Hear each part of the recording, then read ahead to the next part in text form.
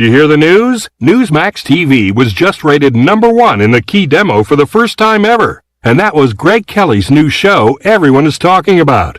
30 million Americans tune into Newsmax TV regularly. It's got the best news on President Trump, Biden, and more. So watch it anytime just by downloading the free Newsmax app on your smartphone. You can see Newsmax TV's great shows, starting each night with Greg Kelly, Grant Stinchfield, Sean Spicer, Lindsay Keith, Chris Salcedo, and more. Newsmax is on all major cable systems, so check your guide. If they don't carry Newsmax, call your cable operator. Tell them you want Newsmax TV. And remember, you can watch it OTT on Roku, YouTube, Xumo, and most smart TVs. Get Newsmax TV for the latest from Dick Morris, Rudy Giuliani, Michelle Malkin, Diamond and Silk, Mike Huckabee, and many more. Find out why everyone is watching Newsmax TV. It really is real news for real people. PR927FM.com is the Pirate Nation's home to stream pirate radio live or archived anytime. John Gilbert, the Director of Athletics in East Carolina. And you guys have been through so much with finances, with the furloughs that you've had to dish out. But how has morale been trying to get through all of that? Well, I think, number one, this entire institution is going through this. Right. And the reality is we're just not generating the revenue that we need to generate to support ourselves. So I think the biggest thing when you go through this is to be ultra transparent. PR927FM.com, the voice of the Pirate Nation. Hi, this is Billy Parker from Parker's Barbecue. I am so excited to announce a brand new menu item now available at all Parker's locations. Come in for our delicious new boneless wings. Our wings are fresh, hand-cut, right there in the store. Never frozen, and our wings are big. Try them tossed in one of our signature sauces, sweet red barbecue sauce or barbecue honey mustard. Get a boneless wing bag for less than $5. That includes 6 boneless wings with hush puppies and corn sticks. Parker's Barbecue, a homemade tradition for over 50 years. How much does the word reliable mean? Sure, all businesses describe themselves as reliable, and we certainly wouldn't expect any business to be unreliable, but when you take a word like reliable and make it your way of life, the entire core of your business, it tends to mean a little more. And it's something you have to show people, not tell them. At Delcor, we show it by being there the same day you call. We show it by simply doing outstanding work with exceptional products, a family-oriented work ethic, and genuine caring for all of our neighbors throughout Eastern NC, because in a time of need, we know the first and the only thing you need is someone you can count on. That's why we only use equipment you can count on too, like a train comfort system. It's hard to stop a train. Delcor can have a new train comfort system installed in no time, or we can provide an AC tune-up to make sure your system is performing well. So will your system keep you cool all summer? Find out. Call us. We're Delcor, the service professionals, reliable for over 4 decades. Visit delcorinc.com today. Hey Pirate fans, this is Cliff Godwin. Baseball is back at Clark LeClaire Stadium. We will be hosting several youth camps over the next couple months. All camps will be at Clark LeClaire Stadium, and all camps are open to participants between the ages of 7 and 13. Make sure to check out our camp website at cliffgodwinbaseballcamp.com for all camp details and registration information. And of course, go Pirates!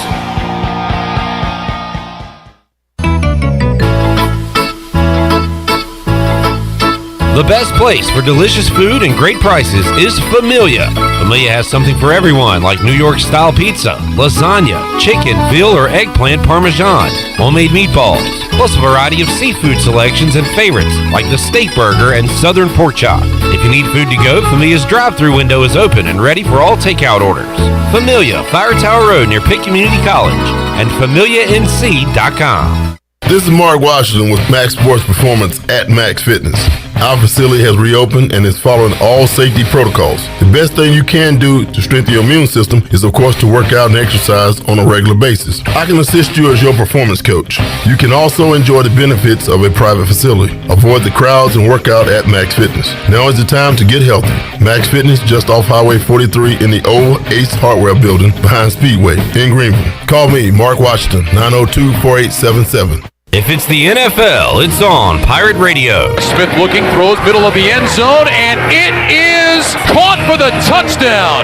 Smith put it up high, and Logan Thomas climbs the ladder, pulls it down, and Washington is back in front. 16-14 is the score. On 2nd and 12, Brady, great bobble on the snap, takes a deep shot, end zone right side, caught in stride by Mike Evans. Triple header coverage of Wild Card Weekend begins Saturday and Sunday at 12:30, right here on Pirate Radio, your radio home for the NFL playoffs. This is Pirate Radio, WGHB Farmville, 1250 and 92.7 FM Greenville, WDLX Washington, 930 and 104.1 FM Washington. The following is an exclusive presentation of Pirate Radio, the voice of the Pirate Nation. Welcome to Pirate Radio Live. You can paint this with purple. Now live from the Pirate Radio studios in the heart of the Pirate Nation, here is your host, Clip Brock. Alrighty, welcome in to a Thursday edition of Pirate Radio Live. We have a packed show for you today on Pirate Radio 92.7 FM in Greenville, 104.1 in Washington. We're on 1250, 930, PR927FM.com. You can watch the program on Facebook Live and YouTube Live. Subscribe to Pirate Radio TV on YouTube and check us out there. We'll have the news of the day and talk about that in just a moment. ECU reinstating women's swimming and diving and women's tennis. That came out this morning. Just heard a moment ago from John Gilbert and Ron Mitchelson. We have audio of that we'll bring you later on in today's show. Also in segment number 1, we'll find out what's going on tonight in college basketball, the NBA, talk a little football as well with the big man on campus, Jeff Nadu. He'll join us here in a few minutes on the Fixed NC Live line. Also in hour number 1, we'll continue our playoff fan previews. Today, we'll talk some Browns football with Justin Behr. The Browns are not practicing due to COVID. The Cleveland Indians are shipping out all their good players. So even in happy times for Browns fans, Cleveland fans can't get too happy. We'll talk to Justin Behr about all that and their matchup against the Steelers. Also, Corey Gloor, play-by-play voice of the ECU Baseball Pirates, will join us to talk about his Bears taking on the Saints. Corey's always in a bad mood and negative about his team, so pretty depressing hour of playoff talk coming up here in hour number 1 with Justin and Corey. At 4 o'clock, we'll welcome on former ECU pitcher, outfielder, now part of the St. Louis Cardinals organization, Alec Burleson, going to join us on the program, along with Stephen Igoe, Hoist the Colors. Igoe will talk more about the reinstatement of ECU women's swimming and diving and also ECU women's tennis. We'll have Igoe here. We'll have Alec here coming up at 4 o'clock. At 5 o'clock, Troy D will be in the Pirate Radio studios, touchdown Tony Collins, and also we'll talk to former ECU kicker Jake Verity, who is now getting ready for professional football. He is down in Florida training. We'll talk to Jake about his decision to try to make it to the next level and what he's up to now and how he's preparing for that potential NFL job. All right, so that is the lineup for today.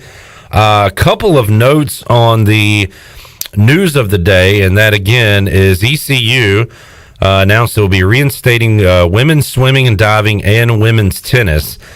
Again, we heard from interim chancellor Dr. Ron Mitchelson and ECU athletics director John Gilbert a moment ago. We'll have we got audio on that. We'll play it later in the show.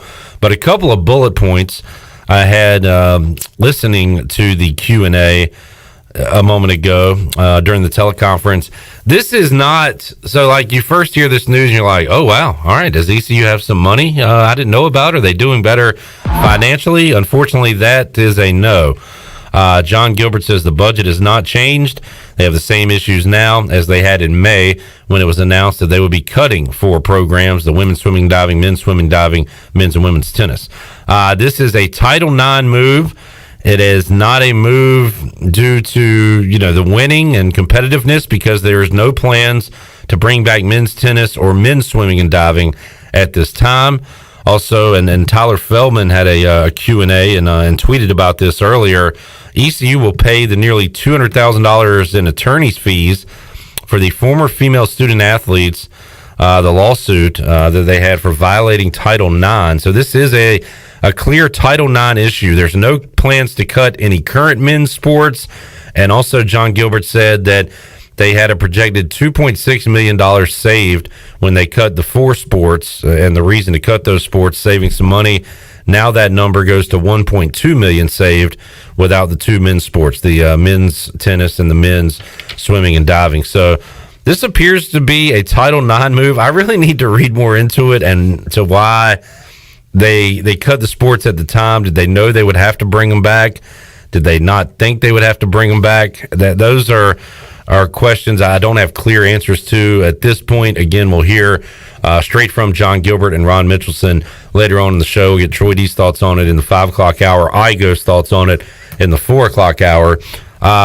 Shirley, you also heard the teleconference. Any bullet points you found interesting or that I missed going over this stuff?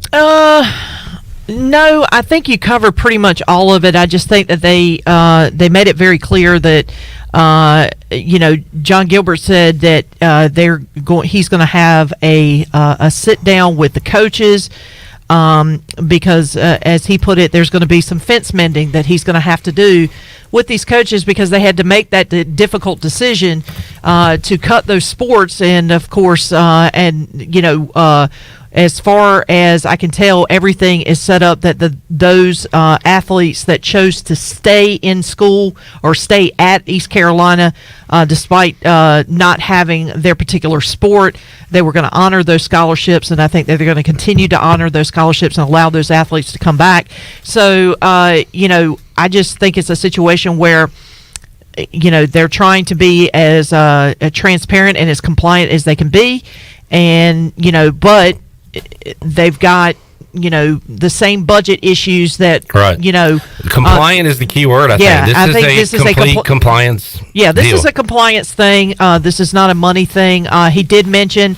I can't remember if it was John Gilbert or Ron Mitchelson that mentioned that they were able, through the things that they had to do in the last year between furloughs and cutting back on travel expenses, those types of things, that they were able to save about $9 million.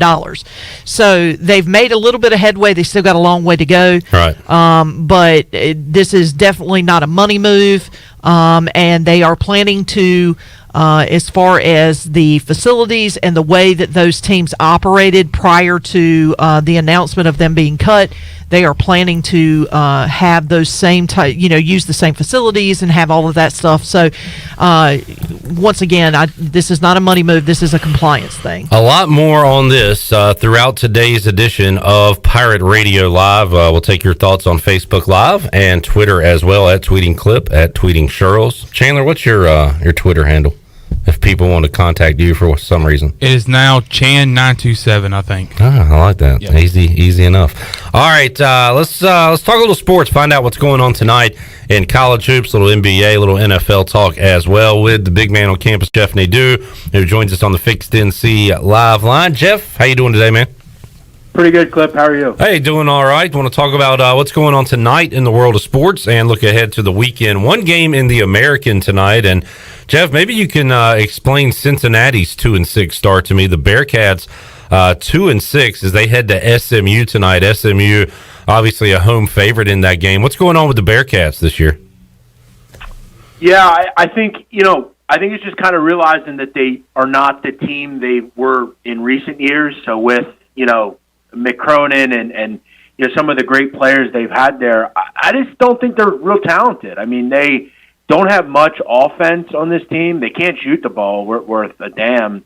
They're really kind of a team that just, tries to create off offensive rebounds and kind of in the half court. They don't really run. They're just kind of, and they're also a team that can't really fall back on defense. That's something that, when you can't score, teams can hang in games and ultimately win games because of defense.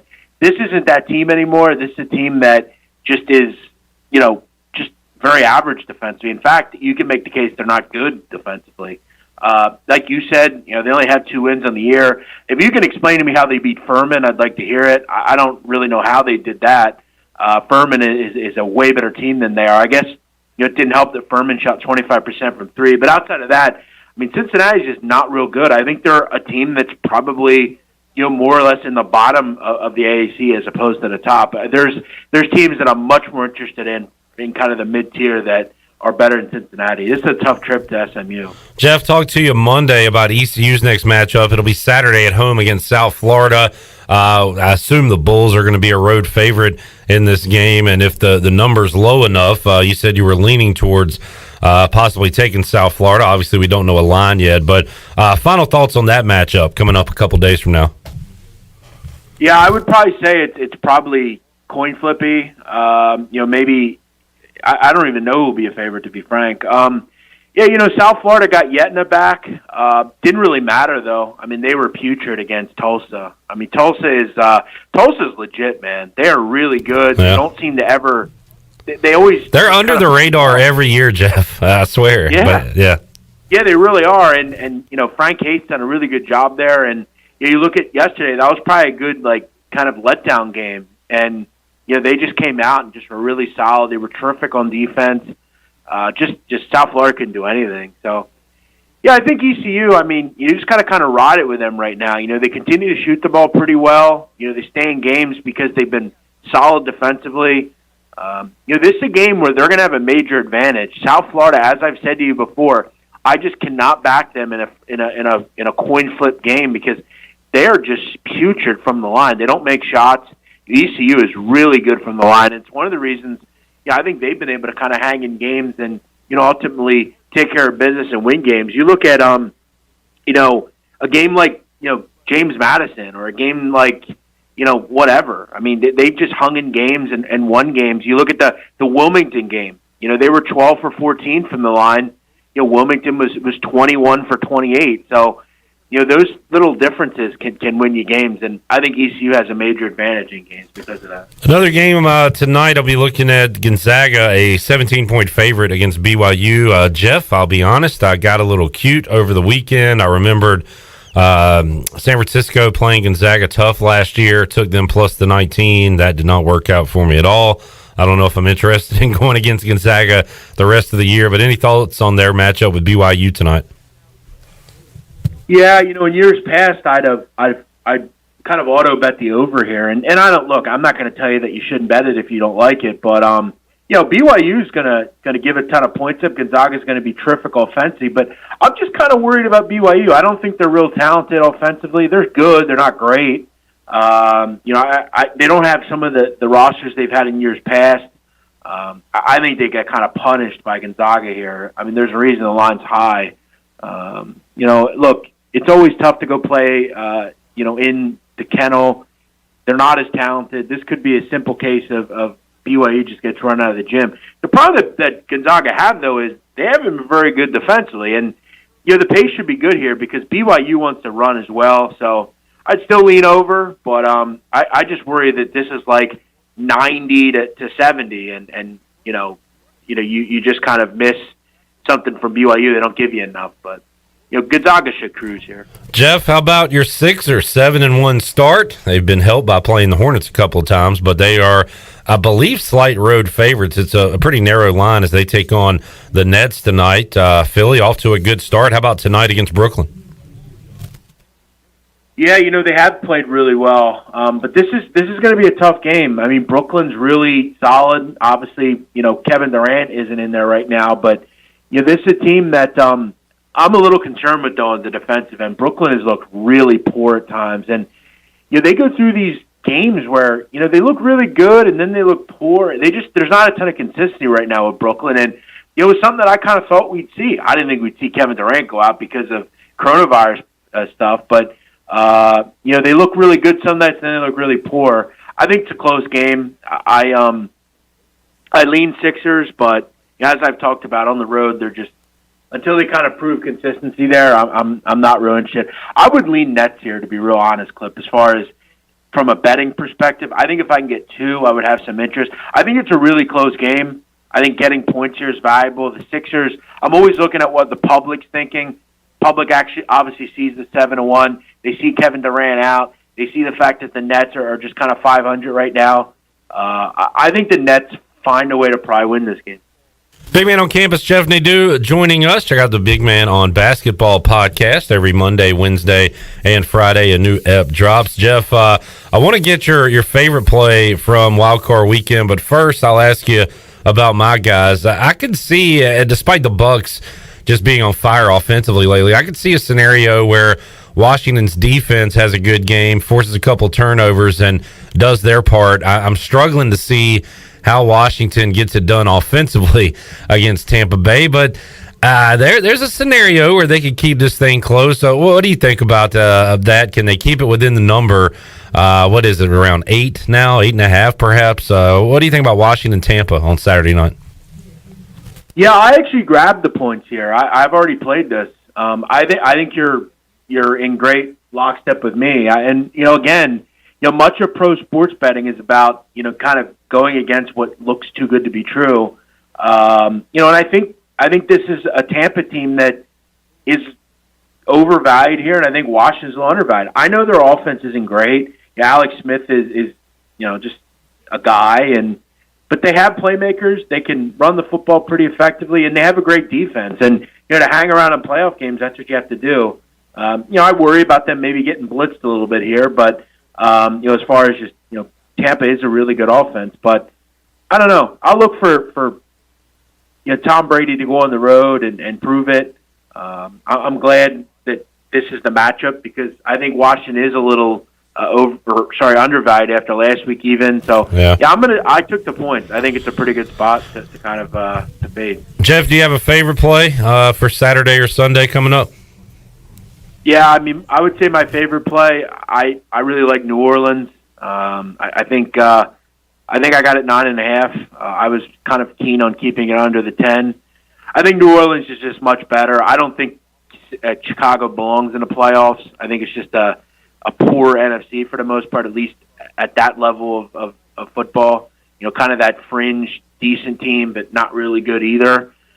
I think the Saints are just a great run defense. I think they really shut down the only focal point that I think Chicago can move the ball with. New Orleans, one of the better offenses. This is a Chicago defense that isn't a group that we've seen in the past. I think they're good, but they're not what we once saw. And then I do kind of like Indy Buffalo over. Indy is a team that has struggled defensively against these higher-end offenses. Buffalo's on fire right now. I'm not really looking to step in front of that. I think it's probably a shootout. First to 30 likely wins. I think it's like a 30-27 type of game. Jeff Nadu, Barstool Sports, joining us on the Fixed NC Live line. Big Man, always appreciate the conversation. We'll check out the Big Man on Basketball podcast dropping on Friday. And good luck to you. Have a great weekend. We'll reconvene on Monday, recap it all, and also get set for Alabama and Ohio State coming up Monday night. Yeah, it should be fun. It didn't seem like we'd get here, Cliff, in the final game and a playoff, but it feels good. So be safe out there, and thanks for having me on. Thank you, Jeff. That was my mic was off. Sorry, yeah, Charlie. I was going to say, you're looking at me, and I'm like, dude, I got my stuff on. Thank you, Big Man on Campus, Jeff Nadu, for joining us to kick off today's show. And when we take a break and come back, you see the gentleman in the Baker Mayfield jersey to my left. That's Justin Behr from ECU Marketing. He is our Browns resident fan, and he will be talking about Cleveland and Pittsburgh. The Browns are not practicing. COVID issues. Your favorite baseball team, the Indians, just gave away their good players. Life is great. It's a great day to be an Indians and Browns and Cavs fan. A Clevelander. Yeah, Clevelander. Great day to be a Clevelander. We'll break down Pittsburgh, Cleveland, talk a little bit about what's going on with ECU Athletics as well, and more with Justin Behr when we return on Pirate Radio Live after this.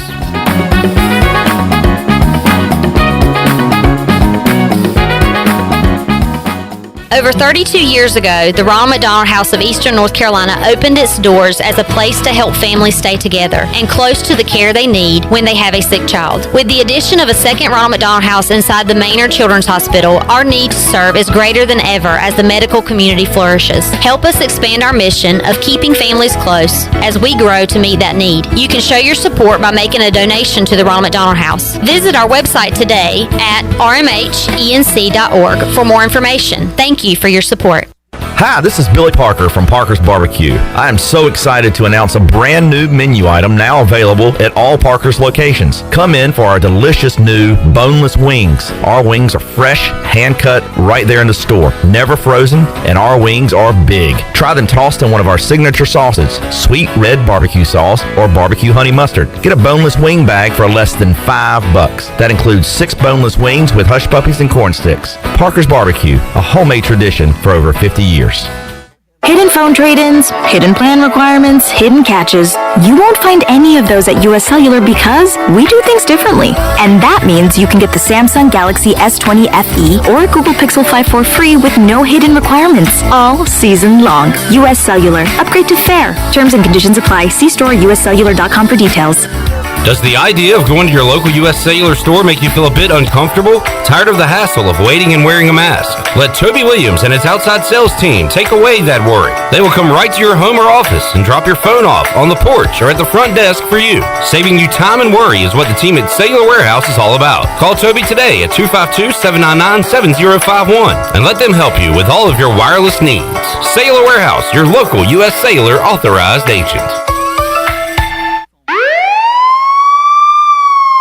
Been pulled over for speeding and written a ticket? Then you need to call O'Neill's Speedometer Service in Greenville. O'Neill's can calibrate all vehicles for speeding tickets. All-wheel drives, no problem. 18-wheelers, no problem. Motorcycles, no problem. O'Neill's can also repair instrument gauges that have stopped working. Whether you drive a Ford or GMC, Greenville's trusted speedometer shop for over 30 years is O'Neill's. Call today for repairs or calibration work at 756-5050. O'Neill's Speedometer Service. Go Pirates.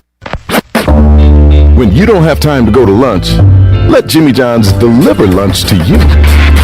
With Jimmy John's, we can get a freaky fresh sandwich to you freaky fast. Click to order at jimmyjohns.com. Dinner's great. It's one of your top 3 favorite meals. You just don't want to have to make it. Well, with Jimmy John's, you don't have to. Whether you live in a sandwich delivery zone or head into the store, you can always get a freaky fresh sandwich. Click to order at jimmyjohns.com. Here with Mike Mullis from Fixed NC. And Mike, you were telling me the other day, people ask you all the time, I didn't know you did that. What does that mean? You know, anything that involves property damage repair, call us first. If it's your crawl space, you've got interior humidity issues, a water loss, your ice maker line breaks, obviously fire and smoke, everybody knows we do those, but anything that involves interior or exterior property damage, we're your repair experts. Mike, how can everybody get in touch with you? 252-999-0001 or fixednc.com. Have you ever seen those exotic aquariums like the guys do in Las Vegas on television? You ever thought about having one of these aquariums in your business? It's more affordable than you think. This is Hal Pruitt with rentafishtank.com. We can make having an aquarium in your business turnkey with no work, cleaning, or hassles for you. Rentafishtank.com creates a relaxing atmosphere and keeps children occupied. Rentafishtank.com already services many dental, pediatric, and doctor offices, plus hospitals and senior living centers. Check us out at rentafishtank.com. Pirate Radio. Blah, blah, blah. This. Blah, blah, blah, blah. Is. Blah. Pirate. Blah, blah. Radio.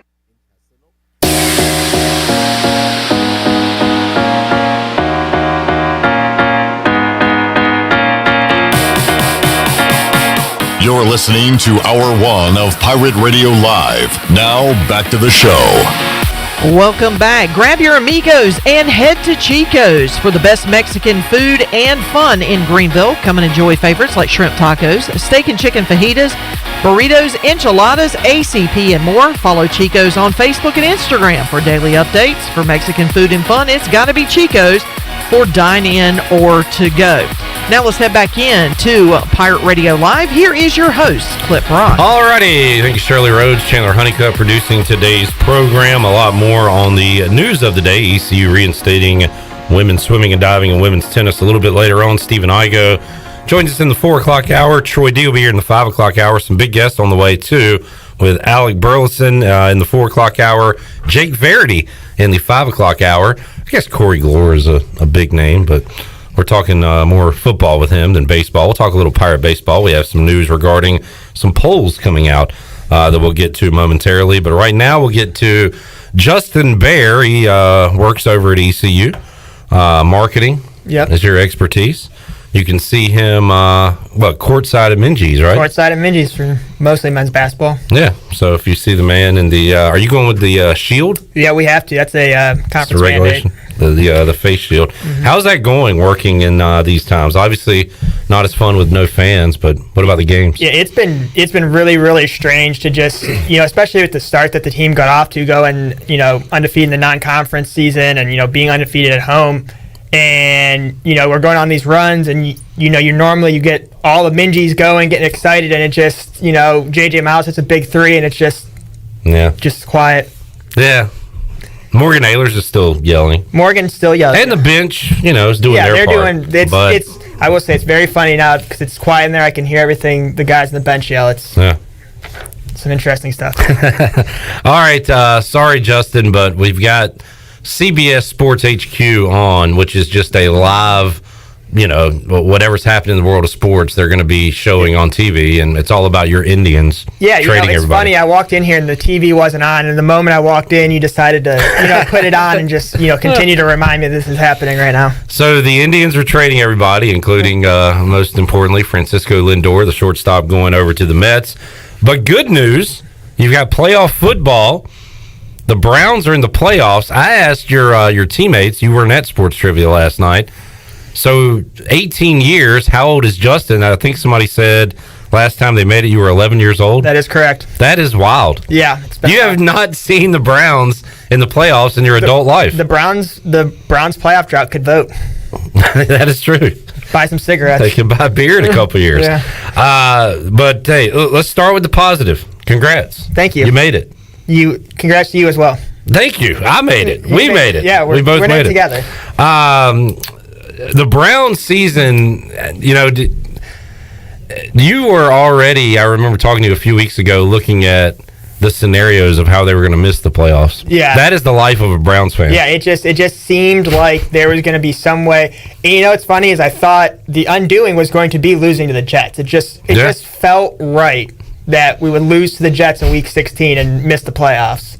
But, we snuck backdoored our way in there. Got that one done, and then win. And you know what's cool, too? I was talking about this yesterday. The Browns were one of the NFL stadiums that could have fans. Yep. And to see those fans be able to celebrate, even though it wasn't a packed house, it was still a pretty cool moment to see them on Sunday. Yeah, my best friend was actually there at the game, and he said that they had to kick them out. The ushers had to come through and clear out the stadium because people just weren't leaving. They were just staying and enjoying the moment. Yep. Saw videos of a dude crying. Like, that's what it is when you wait this long. All right, so Kevin Stefanski, probably the coach of the year. He should be. I think Ron Rivera will get it just with everything that Ron Rivera went through to come back, and I think he's also deserving to get Washington in the playoffs as well. But Stefanski would definitely be 1A in that discussion to me. If you can't coach your playoff game, you have to be excluded from coach of the year. That's the rules. Yeah, I sorry. guess so. What about that, Justin? You've got Stefanski who will not be able to be at the game. A couple other coaches have COVID. 2 players tested positive too, right? Ronnie Harrison also tested positive today. Wow. So the hits keep coming? Hits keep coming. Yeah. Is that like par for the course? Like you can't have something too good happen? I saw something the other day. It was like 2015, Kevin Love and Kyrie Irving got hurt in the playoffs. And then 2016, Trevor Bauer cut his finger open with a drone. And now in 2020, we're just going to... We've done pretty well all year to avoid COVID, and now the most important part of the year, we're all gonna get it. Also, you played without Beckham for the year, so the offense is used to that. You've been able to run the football with Chubb and Kareem Hunt, and Baker still has his weapons. How about Browns offense versus Steelers defense? How do you like that matchup?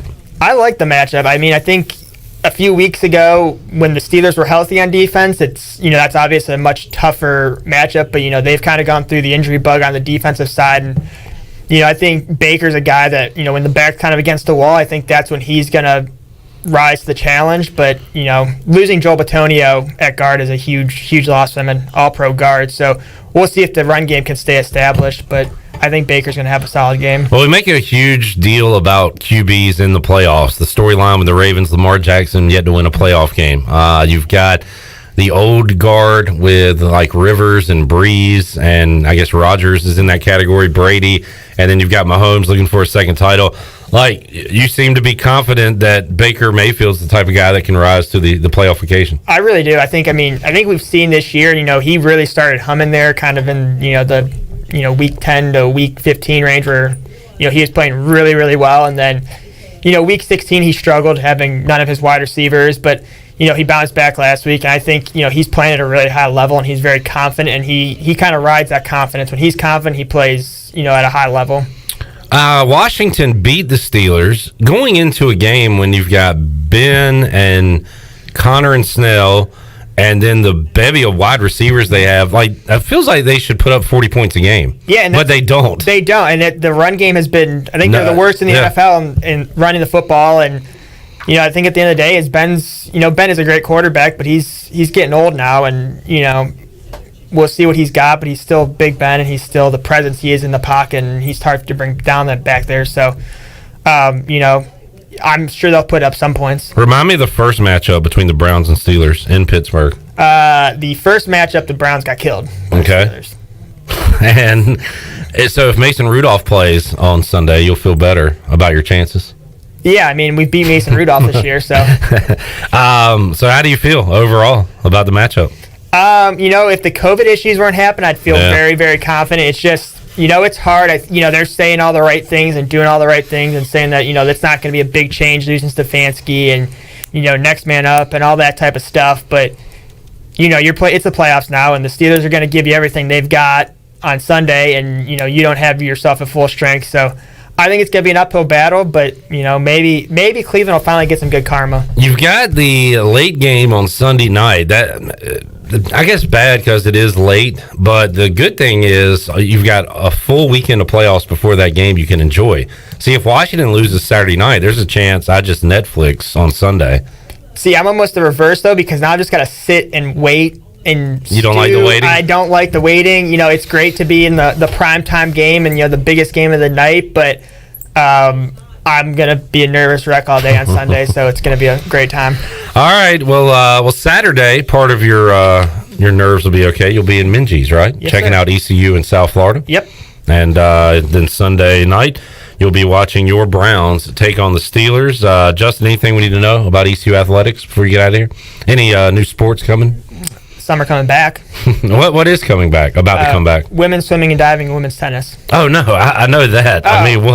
What as far as spring sports go? Yeah. Oh, we're getting everything. Basically everything that we have on deck. We'll be playing volleyball, women's soccer, baseball, softball, lacrosse will be going on all at the same time. So it's going to be a crazy spring for us. So baseball is like February, softball February. Are all those other sports? Yeah, it's all going to start right about the same time. Wow. Second week of February. All hands on deck, for sure. All right, Justin. Good luck to you, buddy. Thank you. Pulling for you. Thanks. I'm pulling for Bills, Browns, of course, my team. Teams you don't see. Yeah. In the playoffs. So let's go. So Browns, Bills, football team, and who else? Who do you want to play in the NFC? Who do I want to play? I want to play the Rams with John Walford. Oh, the Bears. Give me the Bears. Okay. Corey's Bears. There you go. I want the Bears. That's a great segue. Yeah, and we will talk to Corey Gloor when we return on Pirate Radio Live on a Thursday. We are right back with you after this.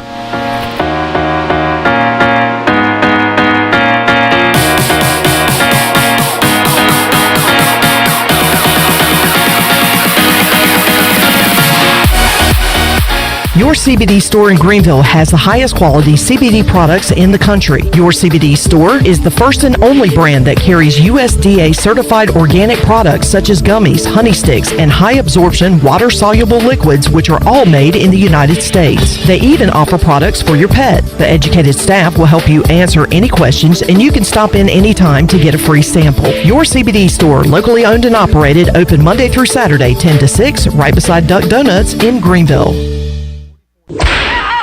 At Tiebreakers, we pride ourselves on serving big, juicy wings. I'm talking big and juicy. Our chickens are the same ones that kick sand in the other chickens' faces. If our chickens played football, they'd be linebackers. The competition's chickens, they'd be skinny little kickers. Trade those kickers in for linebackers. Tiebreakers is open every day at 11 a.m. Follow Tiebreakers on Facebook and Instagram for daily updates.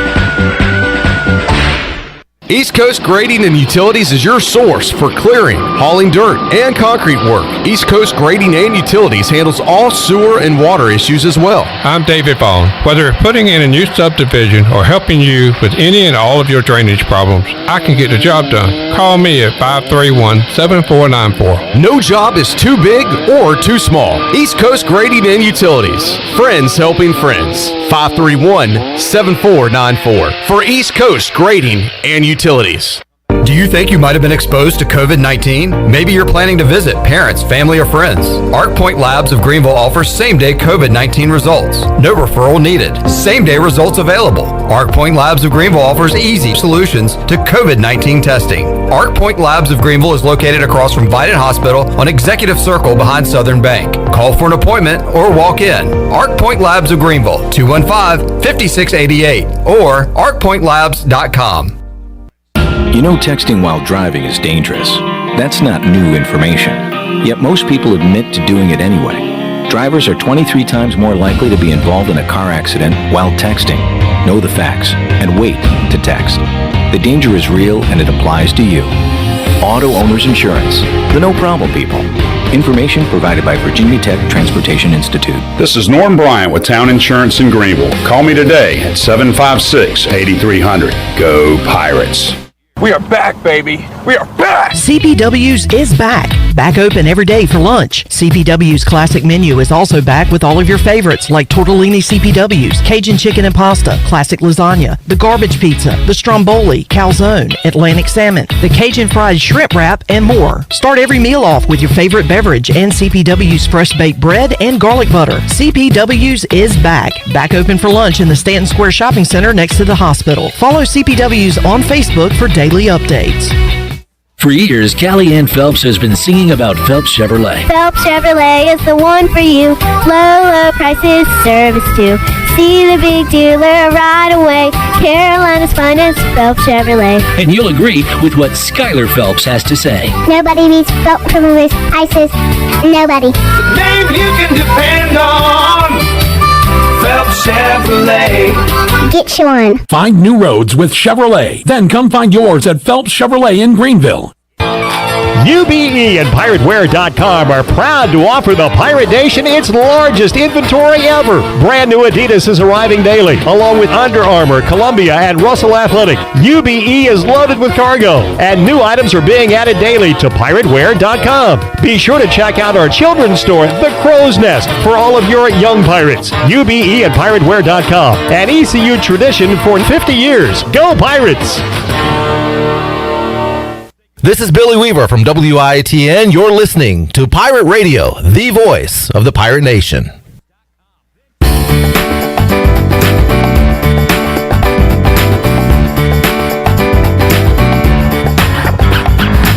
You're listening to Hour 1 of Pirate Radio Live. Now, back to the show.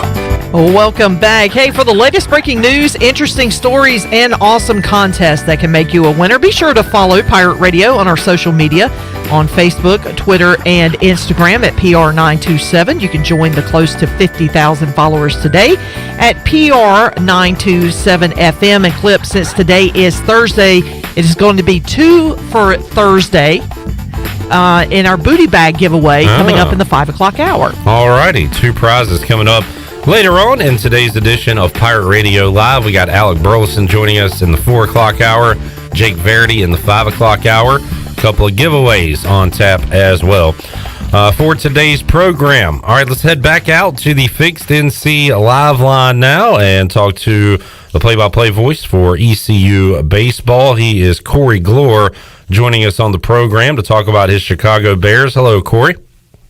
Hello, Cliff. I'm honored that you asked me to be a part of this when you have a Bears fan that co-owns your station. Well, we get enough Troy D. He'll be here in the 5 o'clock hour. We already talked to him Monday about the Bears. So I like to get different voices in. And Corey, a familiar voice around these parts for multiple reasons. Also, an emergency host of Pirate Radio Live is also on your resume now, Corey. Yes, it is at the top of my resume now, and I hear there is I was not available in recent weeks. But I'm glad you're back again, and glad you're healthy again. Now try staying healthy for about like a week this time. Yeah, really. I think I've already got the flu and COVID to wrap up 2020. You've run the gamut now of pretty much all you can acquire here, knock on wood. Sickness bingo for me. Yes. Before we get into the Bears, Shirley, you said something earlier. We got some news regarding ECU baseball and a poll that came out since we've been on the air. Yeah, Stephen Igoe tweeted out that ECU has been selected as a preseason poll number 13 by Perfect Game USA. Okay. So this is the second national poll that they have appeared in so far this year. And we're likely to appear in all the 7 or 8 other ones that are floating out there. We'll likely get Cliff Godwin's response to it on Monday, which I can probably go ahead and quote it, is ignore the noise. Ignore the noise. We don't care about polls. We care about how we're going to do at the end of the year, all that. We'll hear that from Cliff Godwin coming up on Monday. But, Corey, it doesn't mean much, but still a good sign to get that preseason recognition. We know how good this team's going to be with all the guys they have coming back and all the newcomers coming in. But what did you make of that news today?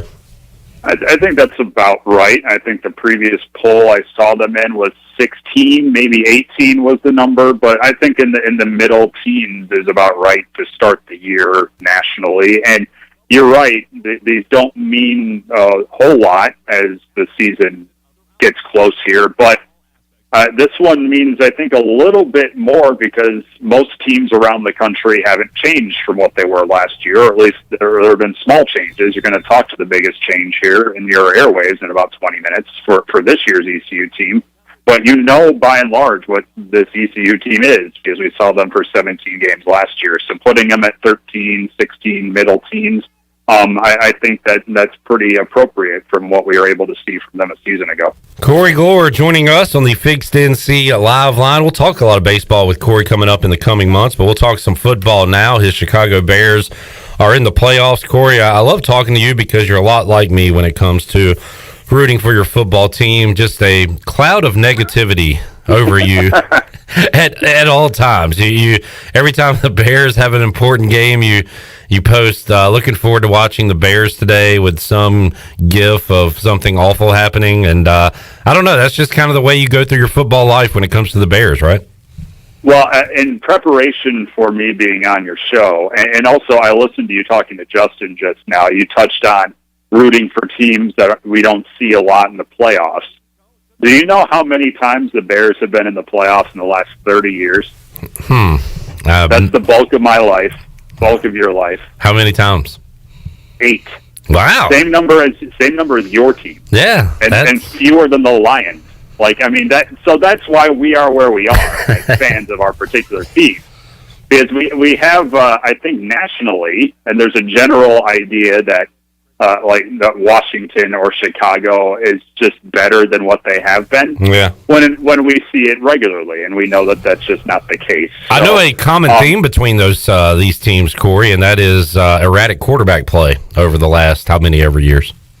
Yeah, I mean, we can't find a guy. You can't find a guy. It's just a circle of misery for the both of us. But we're in the postseason, Cliff. Yes. We're in the postseason. And you get yours out of the way early. I got to sit and wait until mid-afternoon Sunday to watch them get drummed. It's going to be a wonderful weekend. Weird year, for the Bears and for the quarterback spot with Mitchell Trubisky. He gets benched while the team is undefeated. Nick Foles comes in. Mitchell Trubisky finds his way back into the lineup, and now he's leading the charge into the playoffs. How do you describe the quarterback year the Bears had in 2020? A roller coaster that's been on an upswing over the last few weeks when they made their charge back into kind of relevance. It's coincided with not just putting Trubisky back in, but they switched play calling from Matt Nagy to the OC, Bill Lazor. and things just look a little bit more fluid now that Nagy is not calling the plays, now that he's not screwing up time management or sending tight ends out, 3 tight ends in motion and putting guys in sweeps. There's a little bit more fluidity to what they're doing offensively, and that's allowed Trubisky to be more comfortable. They put him in motion more. That's where his benefits are. It's him on the move, and throwing on the run is much better than him trying to be a pocket passer. So they've kind of skewed things more a little bit to what Trubisky is better at, and that's allowed David Montgomery to be better as a running back, to be an actual running threat. So the offense has looked better over the last month and a half, and that's allowed them to barely make the postseason. They played bad teams down the stretch, and that has part of it too. So it has looked like a little bit more of a confident offense, and Trubisky has looked like a more confident quarterback. It could be a product of who they played. It could be a product of just simplifying things. It's probably a combination of it all, but I can't deny that they have looked much better entering the postseason. And a little bit of David Montgomery added to the mix too. Corey, hasn't he had a better back half end of the season? Yeah. Once they, and they've also had a healthy offensive line in the last second half of the year too, and that's allowed Montgomery to find holes and get downhill a little bit more. I've liked him ever since his Iowa State days. I thought he would fit perfectly in this offense, and it's been a little bit up and down with finding a place for him, or at least the guys calling plays for him that makes sense. And now we're seeing that develop into him being a legitimate option, not just hoping that your running game is, Trubisky scrambling for a couple of yards. Like, Montgomery can be a lead back. Whether he can be against the Saints this weekend, that is a question that I think we'll find the answer to pretty quickly. Corey, speaking of roller coasters, how about the defensive side of the ball? I remember earlier in the year, the Thursday night win over Tampa Bay, and the defense was keeping you in some pretty ugly games, and then they seemed to fall off a little bit, right? What's the defensive situation heading into the game against New Orleans? It's the play of the Chicago Bears just over the years, and that you can never have a good offense and a good defense operating at the same time. So once the offense has been improving, the defense has regressed pretty considerably. There have been injuries, particularly in the secondary. It looks like they should get Jalen Johnson back, the rookie from Utah, who's had a very good rookie year when he's been healthy. But they're going to lose Roquan Smith this week. He's out with a dislocated elbow. He dislocated it against Green Bay over the weekend, and he's been the best guy on that defense all year long. He has been the most consistent force, and without him, there's a reason why I think your gambling guy, the line has moved to a greater number after the news of yesterday that Roquan Smith has been out. It was at 9, now it's 10, I think. So there's a reason. He's that impactful. Yeah. And him not being in the fold is a huge detriment for a team that needs everything to go perfect Sunday. And there's much better times of the year you could have gotten the Saints, but now with Breeze, Camaro, Michael Thomas, they could be at full strength, Corey, which is not great news. But is there a scenario in that big brain of yours that the Bears come out with a win on Sunday? Well, thank you for thinking my brain is big. Mm-hmm. I appreciate that. Your head is big. I assume your brain is as well. It's huge. Yeah. My head is massive. But they nearly got him in the regular season. They played a really ugly game. This was when Nick Foles was the quarterback, and they went to overtime with him. It was a wretched game to watch. It was an unpleasant experience, and it was on national TV, so you all got to experience it with me. They lost in overtime because they were able to muddy things up. They got home on Drew Brees. They were able to contain Alvin Kamara by and large that game. Now they haven't had much of a pass rush to speak of, and that defensive line with some of those names that you see, they have not gotten home on many quarterbacks over the last month. So if they can somehow dial that back up, then they got a shot, but it's a minuscule shot. I mean, it is a team that when you look at every kind of element of the matchup, quarterback play, running backs, in the trenches, secondary, wide receiver, you'll be hard-pressed to find a matchup the Bears are better than the Saints at, especially if the Saints are full strength and they get Kamara and all those running backs off the COVID list prior to this game. So, I mean, is there a way for them to win it? Yeah, the Saints have been jobbed in the playoffs before, and that could happen again here this week. The Bears will need that, in my opinion, for them to actually move forward and play Green Bay. That's a good point. The Saints and Saints fans are terrified. Home game in the playoffs and every bad thing that's happened to them over the years. Corey, our teams may not last that long. Washington facing Tampa, big underdogs. Your Bears, big underdogs against the Saints. So just looking around, I've noticed, and not a hot take here, how much better the AFC is than the NFC. There are 5 or 6 AFC teams I'm scared of, and maybe one on the NFC side of things, and that's Green Bay in Lambeau. How about you? Does it seem almost lopsided, the amount of talent this year in the AFC compared to the NFC? It is not even close.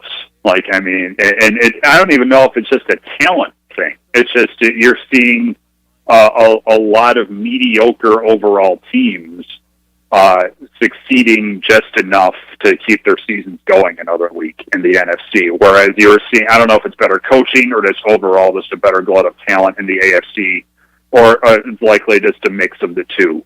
But the AFC playoffs should be every game a fascinating watch. The NFC playoffs, you play Saturday night, correct? Yep. Yeah, you're a Saturday nighter. Yep. I think that one could be interesting. I would be floored if my game is. It's just that's the way it shakes out. That the Bears are lucky to be playing another week. They can thank Roger Goodell for adding another team to the postseason this year. And the fact that they can say they're a playoff team means they're going to move forward without addressing some very serious issues in this team and in this franchise. So the beat goes on for the Bears. And that will be the case even when they lose by 17 over the weekend. Corey Gloor joining us on the Fixed NC Live Line, looking to hear Corey Gloor on the call for ECU baseball in 2021. And Corey, got Alec Burleson coming up next on the program. What are when you hear the name Alec Burleson, what are the memories that come to mind? Oh boy, I mean, he was responsible for so many things over his career. I distinctly remember him catching the final out of the regional in 2019 and rushing back into the diamond for the dog pile. I mean, you ask the man to do anything, and he did it. And so whenever he is able to start things off with the Cardinals, they'll put him anywhere, and he will be game to do it. I remember going to a fall ball practice prior to the 2019 season, and Cliff Godwin was looking for someone to shag fly balls in the outfield, and Alec went to go grab his glove and said, "I'll do it." And then Cliff said, "No, we need you to sit for a bit." He's just always game to do anything, and the Cardinals are going to get someone who is, but when they can finally get ready and get to spring training, he's gonna be willing to do anything that the Cardinals ask of him to do, and he's going to do it really damn well, because we saw that for 3 years in Greenville. He was one of the best all-around players I've seen in my time here. And we'll ask Alec coming up what his next move is, if he knows right now, because minor league baseball and all that has kind of been in flux for a while now. But Corey, what is your overall thoughts on baseball in 2021? I guess specifically college baseball. No official schedule out yet, and we're going to have Cliff Godwin on the show on Monday, and we'll ask him about that and ask him what they're going to do conference-wise, non-conference-wise. But what's your outlook on the season being played in 2021? Well, I mean, it's going to get played. I'm pretty confident on that. It's and I think, frankly, when you just had Justin on, he mentioned that it kind of seems like things are all starting in February. Yeah. And February 19th would be the normal start date for baseball, so it seems like that's where we're heading. I have not heard anything official. I've only seen the D1 baseball reports about how the schedule might look in the American. There are some math issues with that I think schools are sorting out if they want to play all their non-con games prior to conference play. I think what you're going to see is that the conference apparently has signed off on a full 56 games, but you're not going to see schools play a full 56. You're going to see schools schedule as many non-conference games as they are comfortable with in that first month of the season, and you'll likely finish with, if all games get played, in the 46 to 50 game range. Yeah. That's kind of what I am thinking will happen. Again, this is me not knowing the actual discussions, just seeing what the reports have been. Right. But I think they're gonna go with as close to a full season as possible, and hopefully it leaves some things open for the inevitable last-second changes that are bound to happen that we've seen in basketball and football already. So I'm hoping we start in a little over a month. If it gets pushed back a little bit, I wouldn't be surprised either. But I think everyone's kind of full gear to get baseball started and get as close to a full season as possible. I know I am. Yeah, and I talked to someone from ECU this week, Corey, and they said maybe prepare for some long Saturdays. Could be a lot of doubleheaders coming up on Saturdays. A lot of conference doubleheaders is what I'm hearing. Yeah. 4-game weekend, 2 games on Saturdays. So I will have the halls ready. I will have some hot tea ready for those bad boys. Good stuff, Corey. Good luck to your Bears on Sunday night. Always enjoy getting you on the program here on Pirate Radio Live. We'll keep in touch and talk some Pirate baseball with you here in the next month or so. And good luck to your football teamers, and we will talk again soon. Yes, sir, we will. There is Corey Gloor joining us on the Fixed NC Live line. You got Bears and Saints coming up on Sunday night, or Sunday afternoon, I should say. We've got all the action this weekend on Pirate Radio. It's a super wild card weekend, first time ever, triple header on Saturday, triple header on Sunday. You can hear all the games on Pirate Radio, and Saturday night we will be live in the Pirate Radio studios on Facebook Live and YouTube Live. Myself, Chandler Honeycutt, Tony Dunn, a potential Billy Weaver sighting, Familia Pizza. We'll be watching ECU, or we'll not be watching ECU. We'll be watching Washington take on Tampa Bay, Shirley. Not ECU, Washington. I mean, we have watched ECU. We have one of those before. ECU did not make the NFL playoffs this year. No, they did not. Did not qualify. And neither did my Dolphins. So close, Shirley. So, you know what? So dang close. So close, but hey, 10 games, I'll take it. Yeah, that's a sign of good things coming. Progress. In the future. So Saturday night, tune in. We'll have fun. Watch us watch the game. Watch along with us, and we'll give you some prizes as well. How does some gift cards to Familia sound? We'll be giving those out coming up on Saturday night. All right, we'll take a timeout. Come back. Stephen Igoe joins us, and former Pirate outfielder, pitcher, now a part of the Cardinals organization, Alec Burleson, going to join us on the program as well. That's on the way. Hour 2 of Pirate Radio Live. We're back with you after this.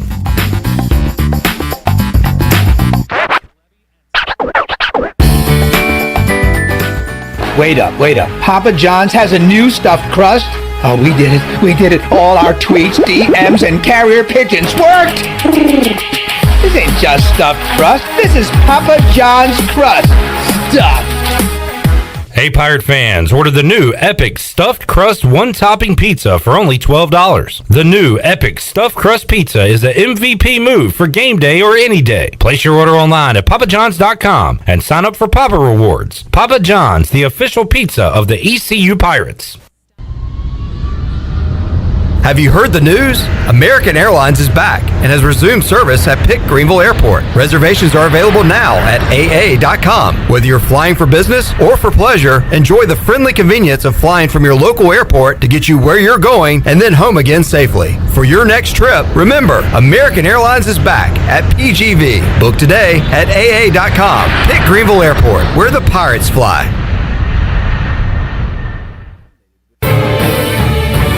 For the latest from the world of golf, tune in every Saturday morning from 8 to 10 for the Golf Shop Radio Show, presented by GolfKnickers.com, the world's leader in traditional golf apparel. Hosts Mark Greenhelch and Matt Blanchard talk golf from tee to green and everything in between. If you like golf, you're going to love Golf Shop Radio. Before you tee up, drop on in. Welcome to the Golf Shop. Pirate fans always win big at Quality Equipment, and now you can win even bigger during their Green Wave clearance. Catch the wave of clearance savings done right on John Deere compact tractors, Gator utility vehicles, riding mowers, commercial mowers, and even mower attachments. Quantities are limited and everything is priced to move. So don't wait. Quality Equipment wants you to get the John Deere that will help you dominate your home turf. Check out the latest Green Wave clearance savings at qualityequip.com/greenwave. Cold weather is here, and some families in our area need help to stay warm. Greenville Utilities' Neighbor to Neighbor program provides help for those who need temporary assistance with their heating costs. You can make a difference. Your tax-deductible donation can be added to your GUC bill each month, or you can make a one-time donation. And GUC matches all donations up to $20,000 each year. Consider helping a neighbor stay warm this winter with GUC's Neighbor to Neighbor program. For more information, call 752-7166 or visit GUC.com. Humana is proud to serve veterans. If you've recently turned 65 or become Medicare eligible, Humana would be proud to help you with your Medicare decisions or any questions that may arise. Let an agent assist you now to determine which Humana Medicare plan may best serve you. Humana can teach you about health plans, which will provide you with the access to products and programs to help support a healthy life. Humana is proud to be the National Medicare Advantage Plan provider to the veterans of foreign wars. This is Denise Walker. Call me today at 434-531-5674 to get a no-cost, no-obligation Medicare benefits review. Bostic Sugg Furniture in Greenville has been serving Eastern North Carolina since 1937 and been a proud member of the Pirate Club for over 45 years. We offer top-name brands featuring Lazy Boy, Kincaid, Rowe, as well as a large selection of furniture made in America. Our factory-trained sales staff has over 100 years of experience and offers free in-home design service. Visit our website, bosticsugg.com, to shop 24 hours a day and follow us on Facebook for unique special offers. Compare, and you will discover why Eastern North Carolina has been coming to Bostic Sugg Furniture for over 70 years. Warren's Hot Dog Pizza, homemade lemonade. Hey, Pirate Nation, Warren's Hot Dogs, 2 locations are open for business in Greenville and Chocowinity. Both locations have drive-through windows, so stop by today for hot dogs, pizzas, subs, apple and peach turnovers, homemade lemonade, and breakfast in Chocowinity, featuring homemade cheese, ham, and chicken biscuits, plus sausage dogs and more. Warren's in Greenville, across from Ron Ayers Motorsports, and in Chocowinity, next to the fire department. Warren's Hot Dogs. Want some? Get some. This is Pirate Radio, WGHB Farmville, W224EI Greenville, WDLX Washington, and W281CH Washington.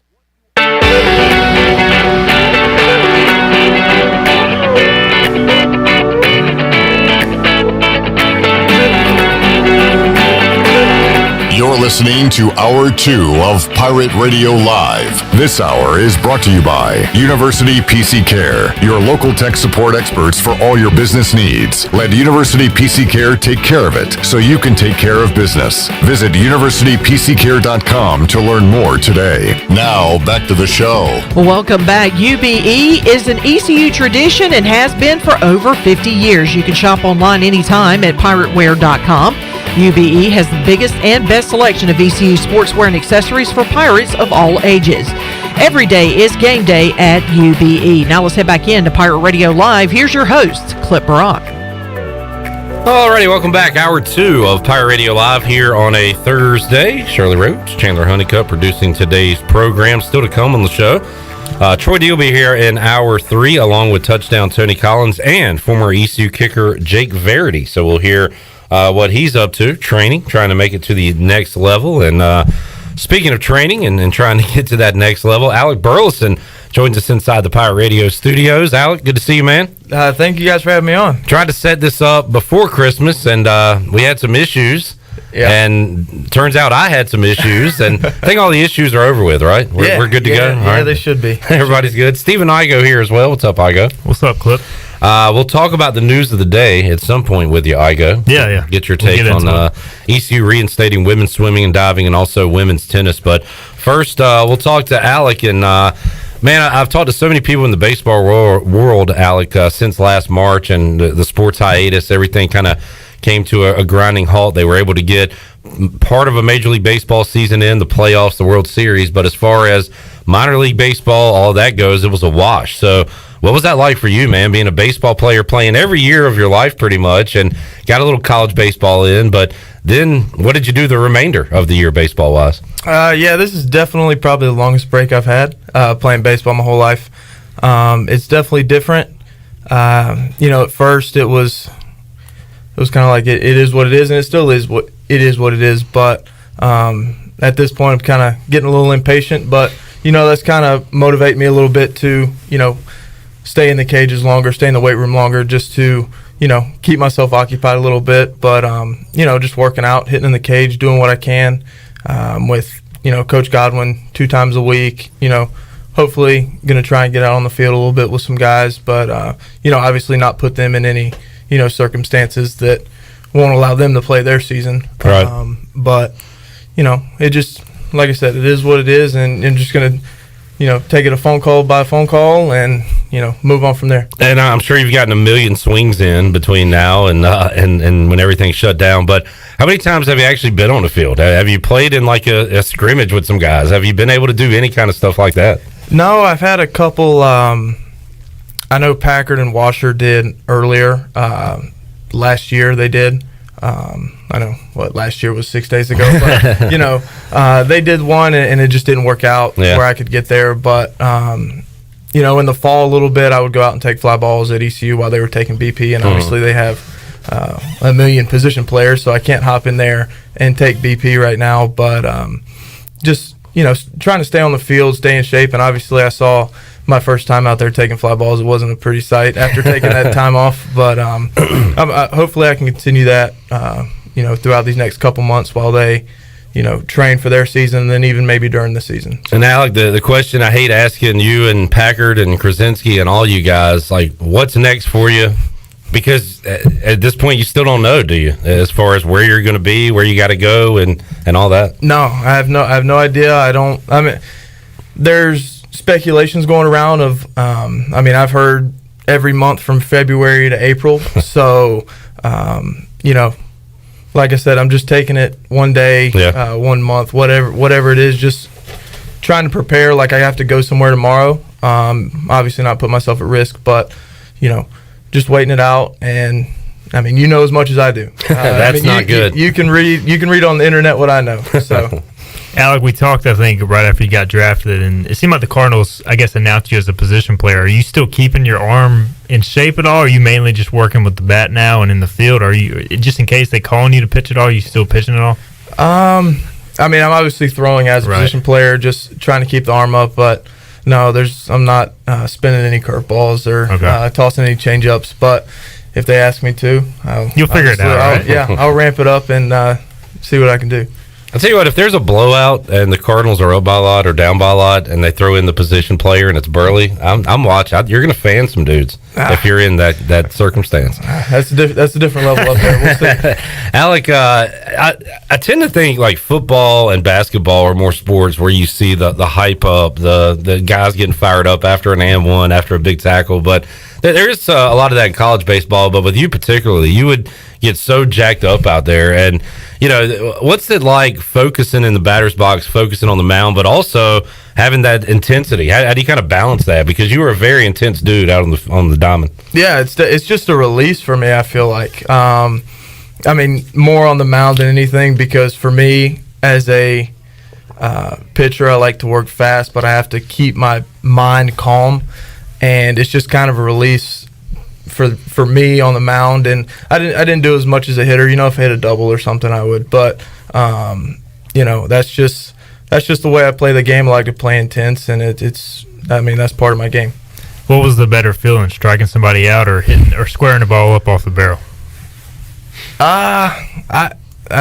Probably squaring a baseball up. Tough to beat that. Yeah, if you asked me my freshman year, I'd probably say striking somebody out, because that was probably more my role. But as the years went on, I'd probably say squaring a ball up. I remember between, I guess, your freshman sophomore year, you were in the Cal Ripken Summer League, and Shirley Rhodes does a great job of keeping up with Pirates in the pros, the minors, and even those summer leagues. And we were looking at your stats every day, and I didn't know if we were getting the right information. You were hitting like 545 every day. Was a home run from the summer team baseball. You went straight Babe Ruth during that summer league, and really that carried over right to the remainder of your ECU career.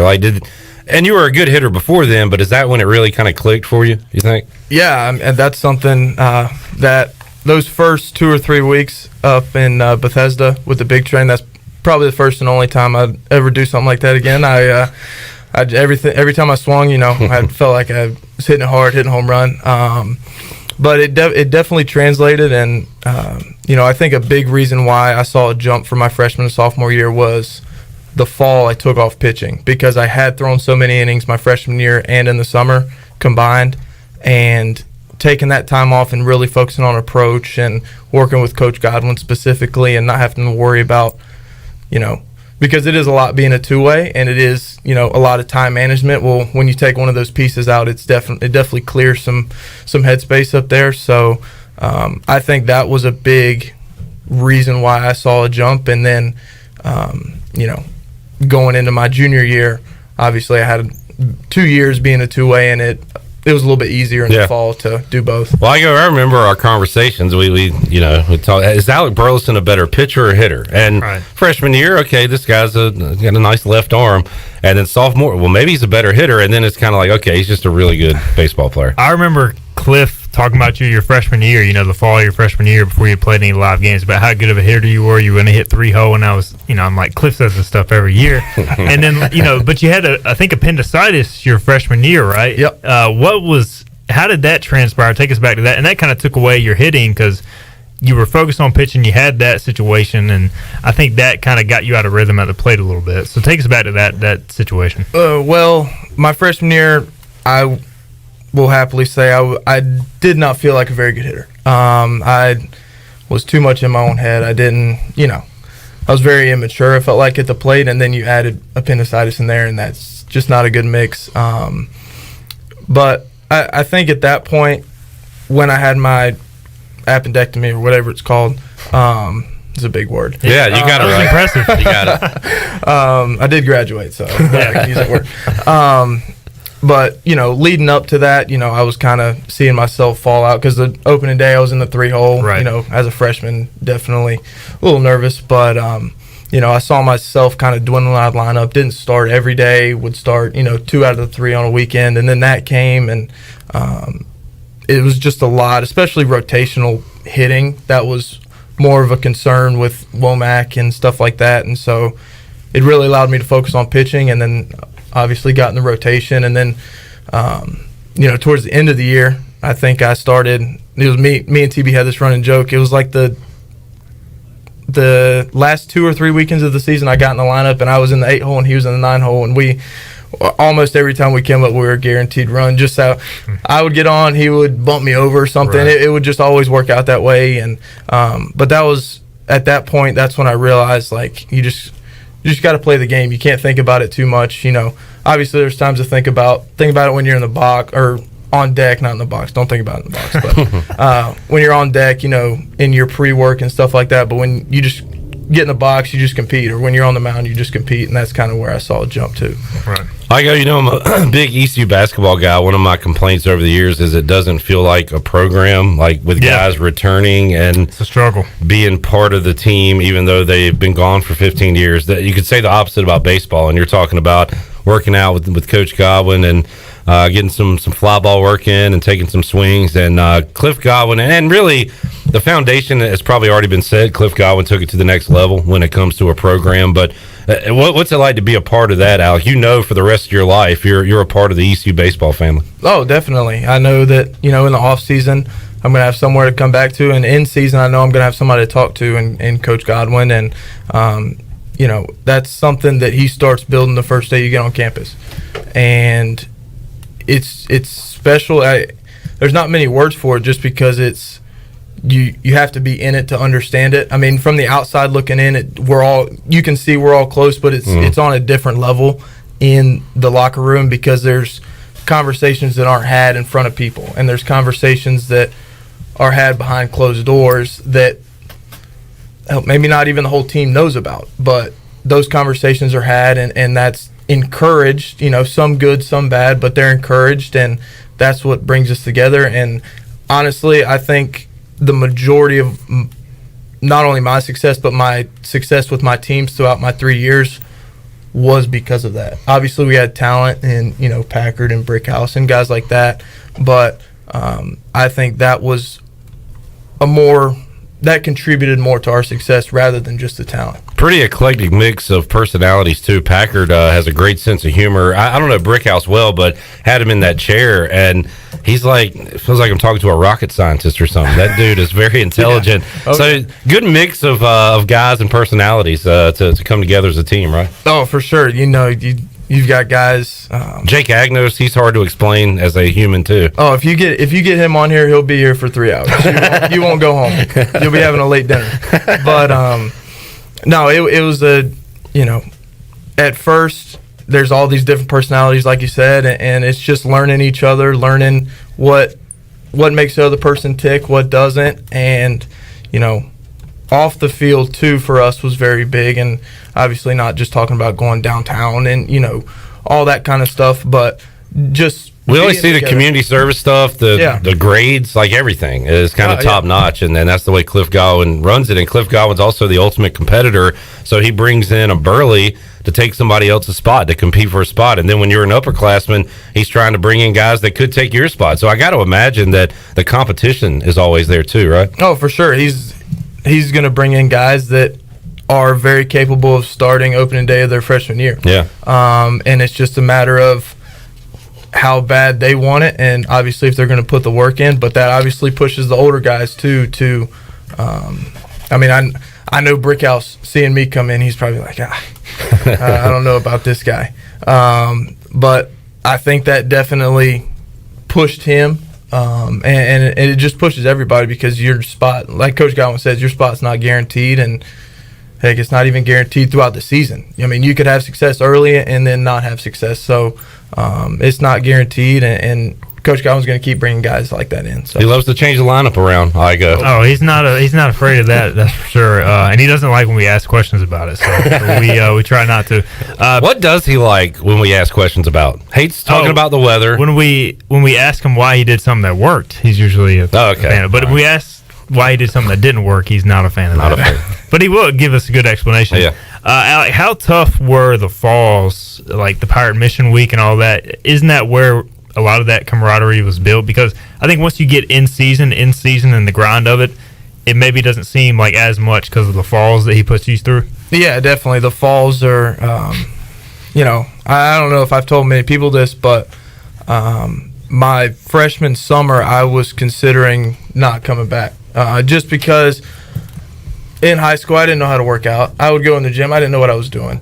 I just knew how to hit a baseball and throw a baseball about 84 miles an hour, so I didn't really know what I was doing. And then I get here and you're pushed every single day, and I mean that can definitely take a toll on you as a freshman. But I mean, that, like you said, that's definitely where a lot of the connections come, because you've got the leaders over here, they're pushing the younger guys, and we're all together, and it's definitely not easy. I mean, you see, I don't want to get too graphic, but you probably see guys on the regular, throwing up a little bit, but it's all worth it, because it makes the season. And Coach Godwin will tell you, he just lets us go out there and play, because he knows we've put in the work. He just lets us go out there and play, and he does all the coaching and practice in the fall and stuff like that. He just lets us go and play, and we just take it from there. So there's definitely a lot of camaraderie that comes from just the fall itself. Alec Burleson joining us here in the Pirate Radio studios. Alec, you got the beard and the flow going right now. Yep. What was it you that when you were on Team USA, you shaved it off? Yeah. You had the clean cut look? Yeah. I guess it didn't hurt your stats too much, right? Did you still played okay? Yeah, I played all right. But this is your normal look you want to go with? Yeah, well, the haircut actually the hair actually started with being too lazy to go get a haircut. Hey, I know the feeling. And then the beard is, again, it's probably just being too lazy to shave it. Yeah. But yeah, I mean, this is good. I mean, it looks good, I think. So. Yeah, I think it's your best look. I appreciate that. Been trying to get Zach Womack on the show for a while. He likes to remain in the shadows and behind the scenes, I guess.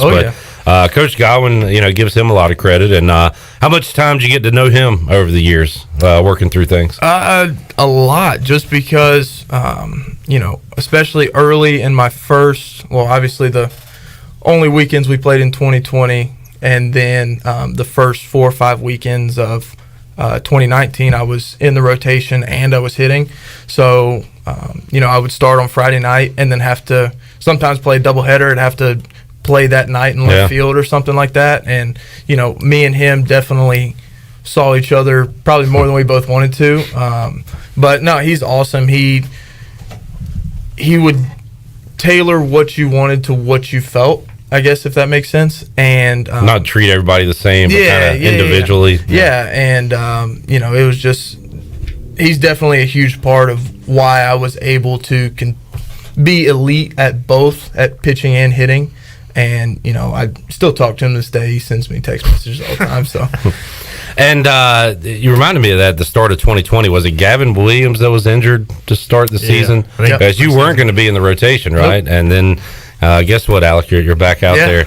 And, man, it's a shame that the season ended that night in Wilmington, I believe, that Wednesday night, because you guys were and we wanted to see you play one more year, but wanted to see that team together one more year. And, I mean, not that you want to relive this, but how tough was that, Alec, knowing that this is it for my baseball career in college? Yeah, it was. So we're on the bus to Wilmington, and we get the notification that I think it was. It was an Ivy League school. Ivy League schools canceled their season. We were on the bus, and we were actually scheduled to play Columbia. Yep, that's that weekend. And so we were thinking, on the way there, we're like, oh, who are we going to play? Not thinking that our season was going to get canceled. Right. And we're like, who are we going to fill in with that? And then, play the game. I think I went 0 for 5. I never did good at UNC Wilmington, ever, ever. But, on the bus ride back, and then I don't know if we found out the next day or the day after, but I think actually it was the next day because we were supposed to have practice. And then we all sat in the dugout, and Coach Godwin just sent us home. We did our early hitting, and he sent us home. And then there were like 4 or 5 of us actually on the way to go golf, and he called us and said, hey, team meeting at 6, and told us that our season was canceled. So, I mean, in the moment, you definitely feel for those seniors. In that moment, obviously, you've got guys that came back and they get another season. And, but in the moment, you feel for those guys. And then, for me specifically in that position, what comes next? And because you didn't know it was your last game at that point. I didn't know. I didn't know, and I felt like I needed that year to kind of prove myself a little bit, because I felt like I only had the 1 year of success in 2019, but I felt like I needed that year, and so there was just a lot of questions, and obviously it worked out, but I obviously wish it did not end that way. Yeah, it was crazy just being at I think it was during the game, the Rudy Gobert situation happened where he tested positive in the NBA, and they ended up canceling that game. And it was when that happened, and I think you guys were just finishing up, that I knew that it wasn't going to be long, but I didn't expect it to happen as fast as it did. Because I was at Sports Trivia. Crazy. The NBA shut down, and I remember going home, and there was a Pac-12 basketball tournament game on, and I said, you know what? I'm going to watch this game because I got a feeling this might be it. Yeah.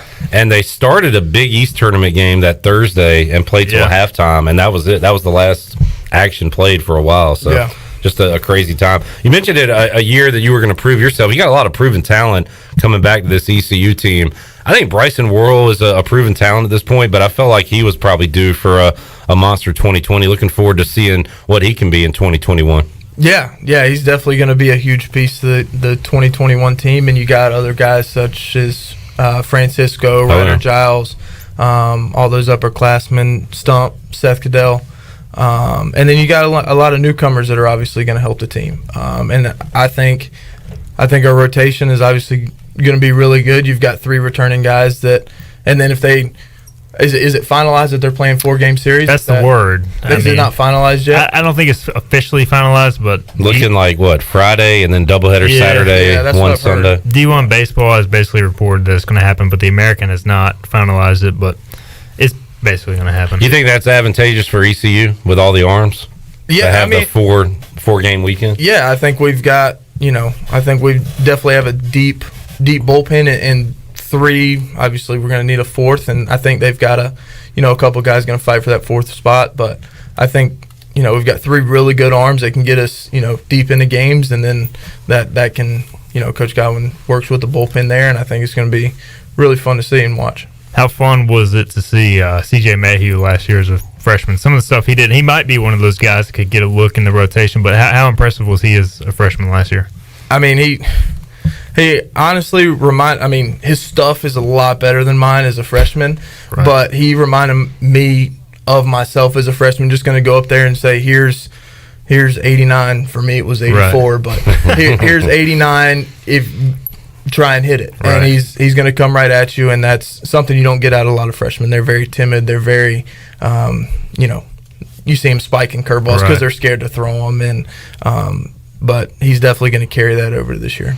You mentioned the Wilmington thing. You said you never hit well against them. Is that you see that in baseball? Like a 212 hitter will hit like 480 against the Cy Young winner and struggle against everybody else. Is it unexplainable, like why you weren't good against that particular team, but were really good against another team? Well, I don't think. I think me and Brickhouse has talked about this, but I don't think we've ever hit good at Wilmington. I don't think anybody, and I think it's because. Cliff always said that too. Yeah, we'd never hit good at Wilmington. Obviously, they're a good team. Yeah. But when we play them on the midweek, they always throw like one guy an inning. They never. So it's tough to get in a groove, and also the backdrop you can't see spin. So I'm just looking at a white thing coming at me, and I don't know which way it's going to go. But no, I don't think. I think my sophomore year, I think we beat them like 7-1, and maybe had 2 hits and maybe like 20 sacrifice bunts. I think that was, and they may have had like 3 or 4 errors, but we've never hit good there. I don't know why. Who's the team that the Packard hates? Is it South Florida? Yeah. What's the deal with the Bulls? He hit the grand slam and cussed them all out going around the bases. yeah, that was a fun weekend. But no, it's just I don't know. There's just certain things about certain teams that you like, but obviously you like playing against those kind of teams. Makes it fun, right? Yeah, because you go in and you know you're going to get talked to, you're going to get chirped at, and that's just what we look forward to.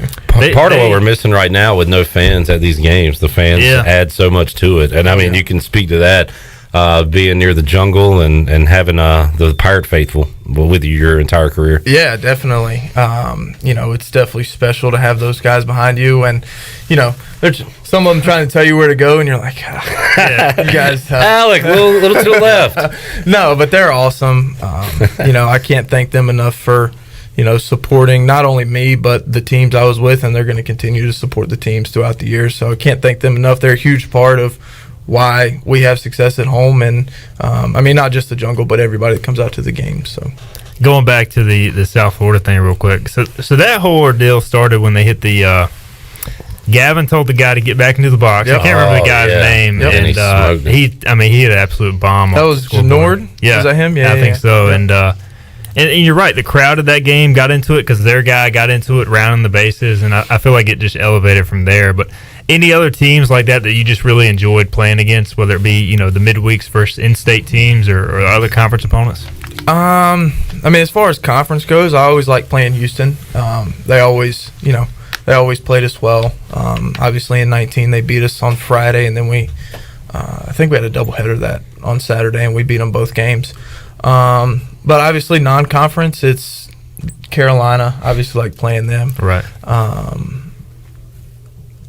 Wilmington always plays us good. I don't like playing them, but they always play us good. It's always a good game. The weekend series in 19 against UCLA, that was a fun one. And then you had the weekend series against Carolina. Right. That was in 18. Yeah. But no, it's just playing against really good competition, and our whole conference is competitive. Yeah. So they're always good games, but you just have those specific teams that you're going to be in a dogfight. So. Alec Burleson joining us. Shirley, let's take a time out. We'll come back. We'll have more with Alec, more with Stephen Igoe from Hoist the Colors when we return on Pirate Radio Live on a Thursday. Back with you after this.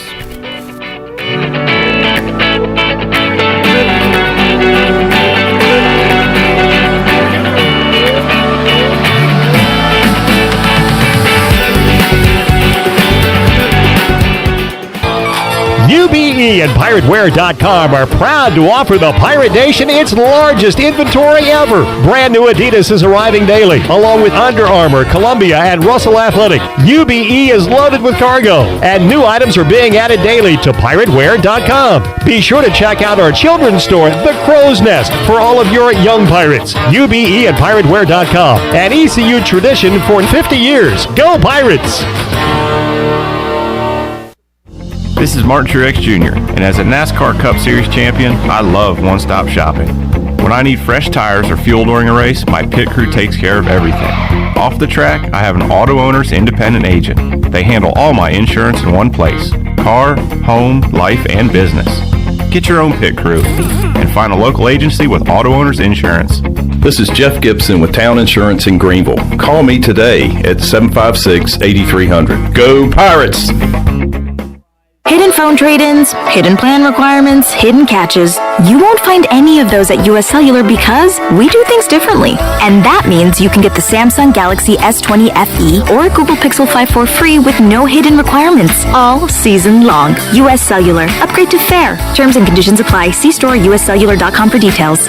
Does the idea of going to your local U.S. Cellular store make you feel a bit uncomfortable? Tired of the hassle of waiting and wearing a mask? Let Toby Williams and his outside sales team take away that worry. They will come right to your home or office and drop your phone off on the porch or at the front desk for you. Saving you time and worry is what the team at Cellular Warehouse is all about. Call Toby today at 252-799-7051 and let them help you with all of your wireless needs.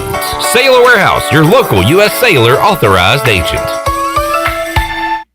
There's no better time to drive away with a quality pre-owned car, truck, or SUV from Greenville Auto World. Greenville Auto World is your authorized rough country dealer. We specialize in lift and leveling kits along with custom wheel packages. Whether you're looking for ground clearance or enhancing the appearance of your vehicle, trust our team for your off-road experience. Greenville Auto World, 3840 South Charles Boulevard across from Hardee's at Bell's Fork, or online at greenvilleautoworld.net. The best place for delicious food and great prices is Familia. Familia has $6 lunch specials, a $10 pizza of the week, and every Thursday has $2 drafts all day. Sunday brunch is the best for food and family. Come and enjoy favorites like shrimp and grits, made-to-order omelets, French toast, and drink specials like $3 mimosas, beer mimosas, or $5 Bloody Marys. Familia, Fire Tower Road near Pitt Community College, and FamiliaNC.com.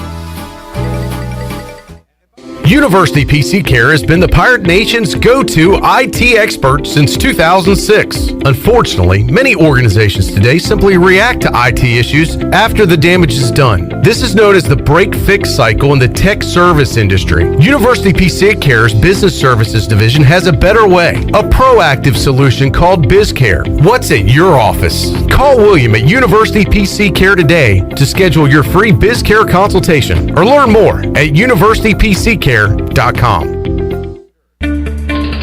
I'm Michael Vaughn with East Coast Grading and Utilities. Many of you know my dad, David Vaughn, and his work in putting in subdivisions all over Pirate Nation. But East Coast Grading and Utilities is not just for those type of big jobs. We're here for the homeowners. Whether it's concrete, driveways, hauling rock, or sand, whatever you need, East Coast Grading and Utilities can get the job done. Call us at 252-531-7494 or check us out on Facebook at East Coast Grading and Utilities.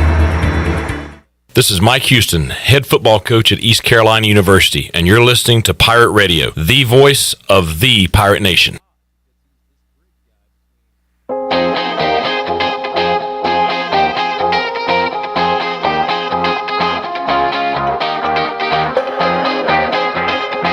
You're listening to Hour 2 of Pirate Radio Live. This hour is brought to you by University PC Care, your local tech support experts for all your business needs. Let University PC Care take care of it so you can take care of business. Visit universitypccare.com to learn more today. Now, back to the show. Welcome back. Domino's of Greenville has 3 locations to take care of you. Take advantage of the week-long carryout deal of all 3 topping pizzas for only $7.99.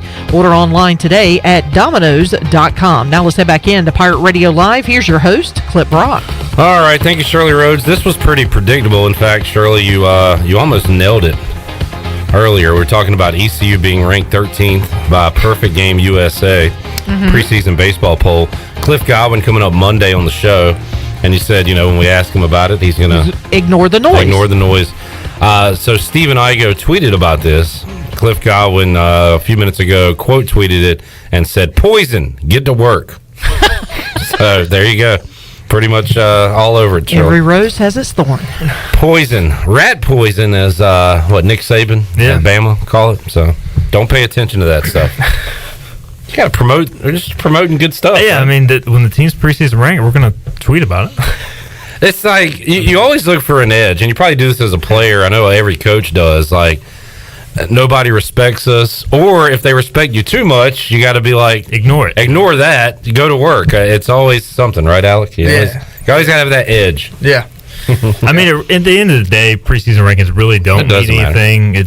Nobody remembers them at the end of the year, so it's nice to get the recognition, I think, for ECU and his baseball program because it speaks to what Cliff has done. But Cliff's defense, the one year we did remember was when they were ranked so high and didn't make it to a regional. 2017, that weird year before you got here. So I mean, but then since then they've been preseason ranked every year and have done great. So like to me, a lot of people are like, "Oh, this is the curse when ECU's ranked preseason." I'm like, maybe in football or basketball if it ever happens, but baseball I think is going to be okay. Should be just fine. Yeah. Alec, you got any Cardinals gear? Have you met anybody from the organization? Like, has it all been computer, Zoom, email, that kind of thing? Yeah, it's been phone calls, text messages, Teamworks, all that stuff. So I have a hat that my mom bought me. Got a little swag. Oh, yeah, no, you didn't even get it from the team? No, my mom bought it for me. But, it is what it is. Obviously, I'll, when I get down there, I'll get a little something. So it's, I mean, it is what it is.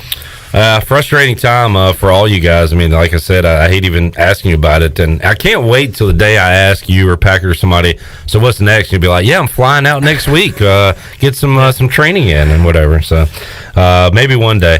Igoe, real quick, let's talk about the news of the day. ECU has reinstated women's swimming and diving and women's tennis, and I do have some audio. We might get to that in the 5 o'clock hour of Dr. Ron Mitchelson and John Gilbert. They were on a teleconference earlier.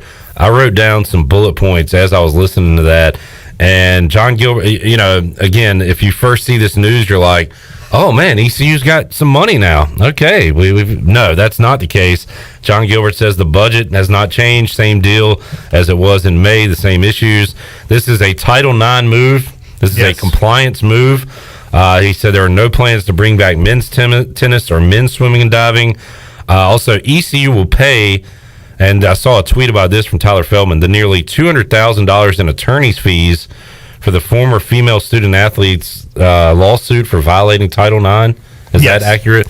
Well, they're paying the lawyers' fees because they were trying to sue ECU. No plans to cut any current men's sports. Yes, I know there's sports. No plans. And he said that when they cut the 4 sports, I guess the projection was they were going to save $2.6 million, and now that they're adding those 2 sports back, they will save $1.2 million with the men's tennis and men's swimming and diving still being out. So I mean, you lose, I guess, 1.4 net million in savings. So it's just a Title IX deal. I mean, and John basically said that in the press conference and in the release. They have to be compliant with Title IX. Ronnie asked a great question to Chancellor Ron Mitchelson that if the lawsuit never came, would we be in this situation? And he basically said, I don't know, we might be, but I took it as no. I mean, the NCAA has not sent a notice to ECU. This happened because of the lawyer who threatened a lawsuit against East Carolina. So they pay the $200,000 and they add the sports back and move on. It's tough for ECU because they're in a tough financial spot right now. They cut 4 sports to save money, short term and long term. Now you're having to add some of that back. Now there was plans to potentially either use the pool for something else, the aquatic center, or potentially get rid of it long term. Now you have to maintain that cost, and now they have to find somewhere for the tennis team to play, which I assume will be where they kept playing, but they had to rent that facility. So you're having 2 venue expenses as a result of this now for 2 teams instead of 4. I saw you asking questions about, how is this going to be funded? If you bring back other sports, how are they going to be funded? And got into some conversations on social media. But yeah, well, I just think the people that wanted this to happen, that want the sports to come back, are they going to help fund these sports long term to continue? I mean, it's easy to come up and say, hey, ECU needs to add men and women's swimming back because they've had great success. Well, who's going to fund that? I mean, ECU has very little money right now. They're in the red as a university based on the coronavirus, and we're in the red before that. So, furloughs, pay cuts going on. Yeah, so, I mean, as a result of this, do more athletic employees have to take more furloughs? I mean, so who is going to fund these sports? And I'm glad for the student athletes that will get the opportunity to have their sports back or have the opportunity to come to ECU, but I worry about the athletic department as a whole. 48 hours ago, I said this is a dead time for ECU athletics. Nothing's going on. Since then, we got this news. We got the news that Byron Thweet, as reported on Hoist the Colors, will not be returning. So a football hire has to be made for the coaching staff. Yeah, so Byron Thweet, he was at James Madison with Coach Mike Houston, who came to ECU, and obviously and he spent 2 years at JMU and then went to Marshall for Coach Houston's third year at JMU. And he was more, from what I can gather, he came along with Bob Trott, the former defensive coordinator. He had more ties to him than Blake Carroll. So I think maybe just getting an opportunity to add another defensive assistant that's more in line with what Blake Carroll is trying to do defensively. Byron did a good job with the special teams this past year, but it's more of a group effort with the ECU coaching staff. You have coaches who are assigned one specific aspect of a special teams, but Thweet did have the coordinator title. And I think he'll bounce back and get another job somewhere else. But Coach Houston decided to make a change there. Also, some basketball news. Fifi, we talked about him for 2 years. Yeah. Couldn't wait to get the 7-footer on campus play basketball at ECU, and we're never going to get to see him play because he has left the program. Yeah, he's no longer with the program, and I was told his personal reasons. I don't know a ton about this specific situation. Jeff Charles wouldn't go into detail yesterday, but he said he is a great kid and has some family issues and I don't know the details at all, but he almost sounded bad for Derek Kwanzaa. Based on what I've heard, just extremely tough situation. He had some family problems back home in Ghana, where he's from, and I don't want to get into it too much, but I've heard some troubling stuff. So I just hope for the young man he bounces back and gets an opportunity elsewhere. All right, Alec Burleson joining us. Alec, one coach I'm glad is still here is Jeff Palumbo, because I think he's got a great future in baseball, and he'll be a head coach manager at some point soon. I hope not too soon. I'm not trying to get rid of him. I want him here, but every time I talk to that guy, you just see that he's got an awesome future in baseball. Yeah, definitely. He transformed me as a infielder. Obviously, towards the end of my career, I was more of an outfielder, but at the beginning, not very athletic. They had to stick me over at first base, but he's a very knowledgeable coach. He comes from points that are different from Coach Godwin. They obviously align with Coach Godwin, but he comes from a different point of view, and he can make things easier to understand if you're not sure what's going on. And he's definitely a great resource.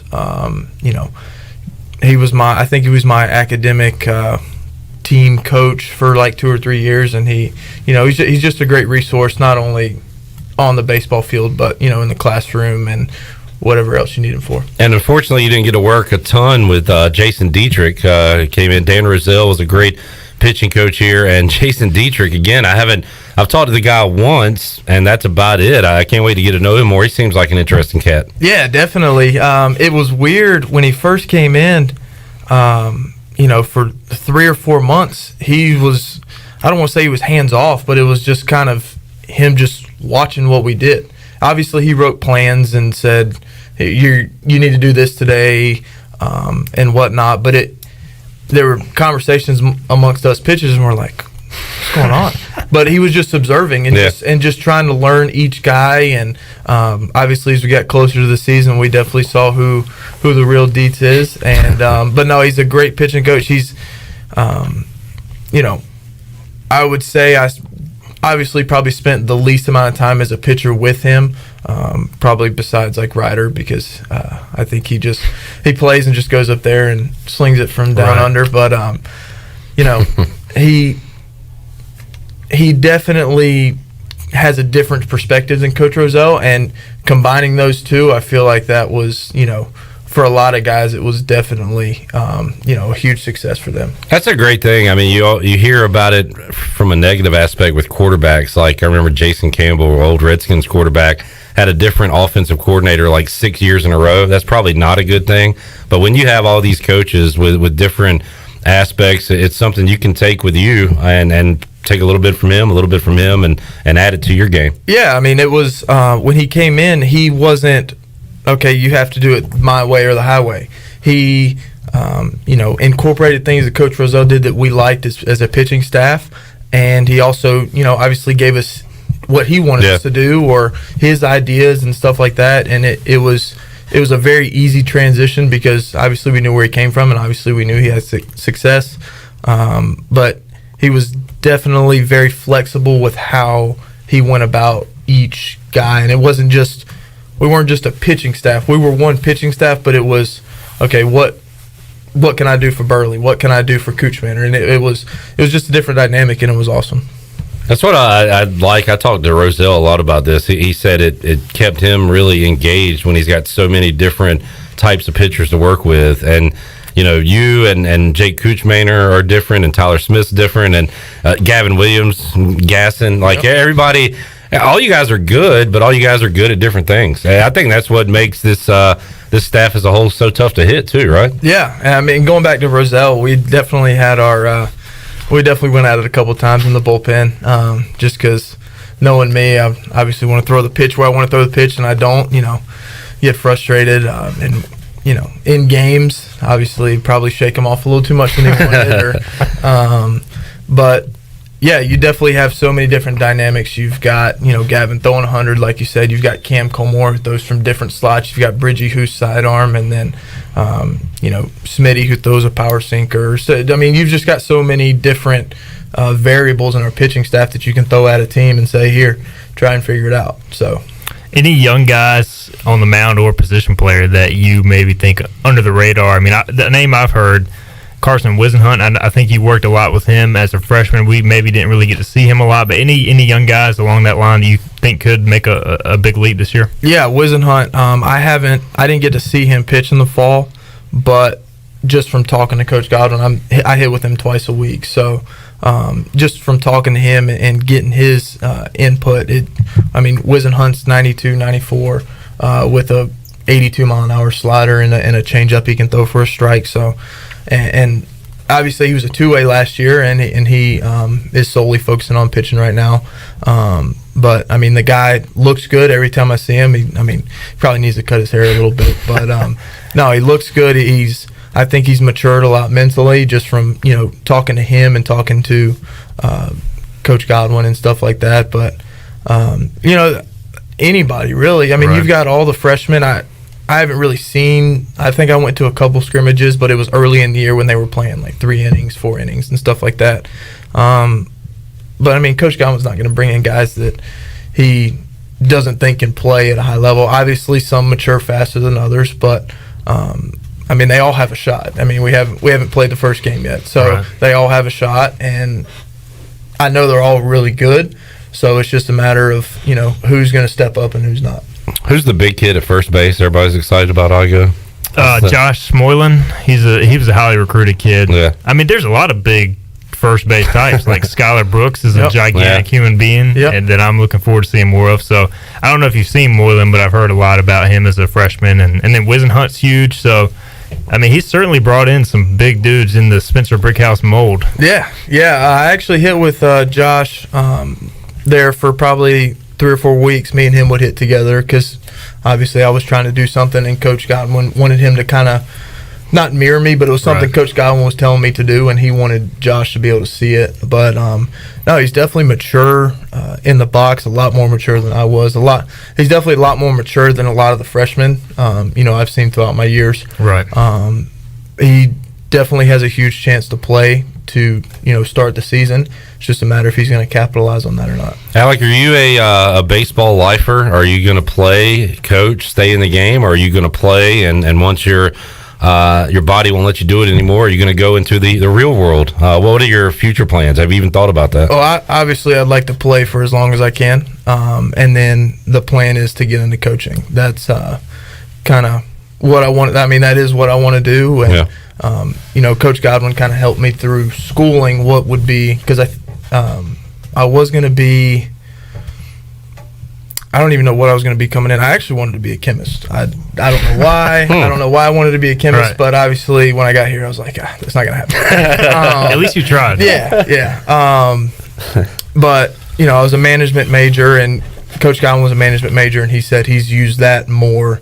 And I think I went to sports studies, I think, after that, and obviously it has sports in it, so that's going to excite me. But and he was like, I think he actually minored in sports studies, and he's like, I don't use anything from that. So did you get to coach any of those like fall ball teams or anything, the purple gold? Did you use your experience while at ECU? No, coaching at all? No, or picking a team? No, it was always the upper class. Upper guys, so you never got to do that? I mean, obviously, as I got older, I was one of the leaders, but I didn't get to really coach. Yeah.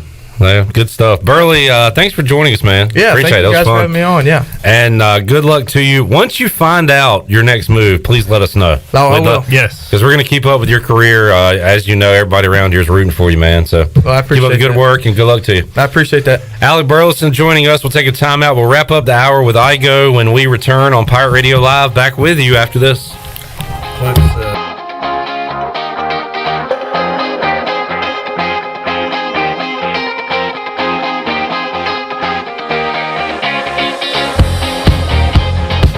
Here with Mike Mullis from Fixed NC. And Mike, you were telling me the other day, people ask you all the time, I didn't know you did that. What does that mean? You know, anything that involves property damage repair, call us first. If it's your crawl space, you've got interior humidity issues, a water loss, your ice maker line breaks, obviously fire and smoke, everybody knows we do those. But anything that involves interior or exterior property damage, we're your repair experts. Mike, how can everybody get in touch with you? 252-999-0001 or fixednc.com.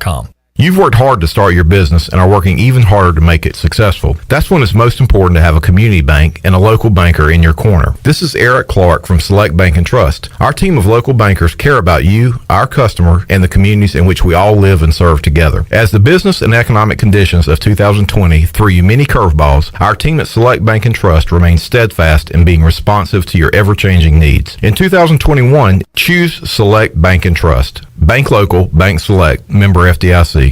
Hey, this is Troy D, and if you're looking for some fresh and healthy food options to help you live a healthier lifestyle, but you still want that great taste, then go visit our friends at Villa Verde. Ain't that right, Jay? That's right, Troy. We have two locations to serve you. Our original location on 10th Street and Villa Verde Dos, our quick serve location, which is on Arlington Boulevard. And Jay, I love the ACP and grilled chicken and veggies. So many great options. Hey man, we got anything from lobster to roasted pork to rotisserie chicken and salads. Villa Verde, a platform for good.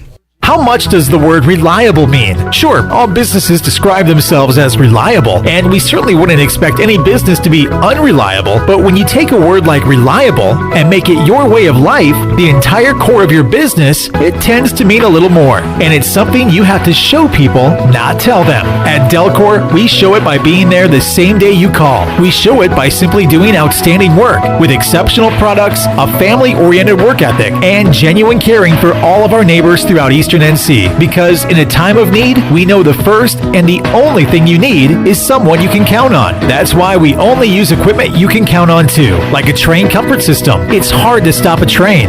Delcor can have a new train comfort system installed in no time, or we can provide an AC tune-up to make sure your system is performing well. So will your system keep you cool all summer? Find out. Call us. We're Delcor, the service professionals, reliable for over 4 decades. Visit delcorinc.com today. Have you heard the news? American Airlines is back and has resumed service at Pitt Greenville Airport. Reservations are available now at aa.com. Whether you're flying for business or for pleasure, enjoy the friendly convenience of flying from your local airport to get you where you're going and then home again safely. For your next trip, remember, American Airlines is back at PGV. Book today at aa.com. Pitt Greenville Airport, where the pirates fly. Pirate fans always win big at Quality Equipment, and now you can win even bigger during their Green Wave clearance. Catch the wave of clearance savings done right on John Deere compact tractors, Gator utility vehicles, riding mowers, commercial mowers, and even mower attachments. Quantities are limited and everything is priced to move, so don't wait. Quality Equipment wants you to get the John Deere that will help you dominate your home turf. Check out the latest Green Wave clearance savings at qualityequip.com/greenwave. With rates being historically low, now is the best time to buy or refinance your home. This is Talbot Green with Angel Oak Home Loans. Now is the time to take advantage of the opportunity to buy more home or refinance your current mortgage. The combination of our local team's experience and Angel Oak's wide offerings of products from standard conventional, government, and portfolio loans has something for most financial situations. For more information, call Talbot Green, Joanne Weir, or Wanda Hager at 751-2060. NMLS 1719250 and 685-842. Equal housing lender. Hey everybody, this is David Glenn, and you're listening to my favorite station in Eastern North Carolina, Pirate Radio, the voice of the Pirate Nation.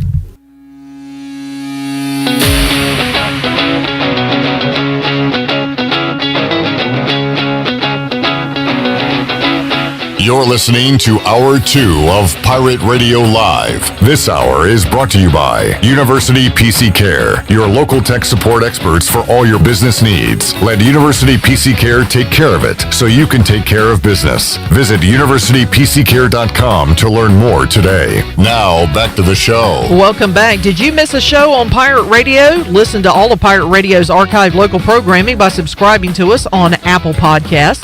You can subscribe today by going to the podcast app on your iPhone or Apple device and search for Pirate Radio Audio Archives. Now let's head back into Pirate Radio Live. Here's your host, Clip Rock. All right, wrapping up Hour 2 here on Pirate Radio Live. What am I doing? What are you doing, man? I don't know.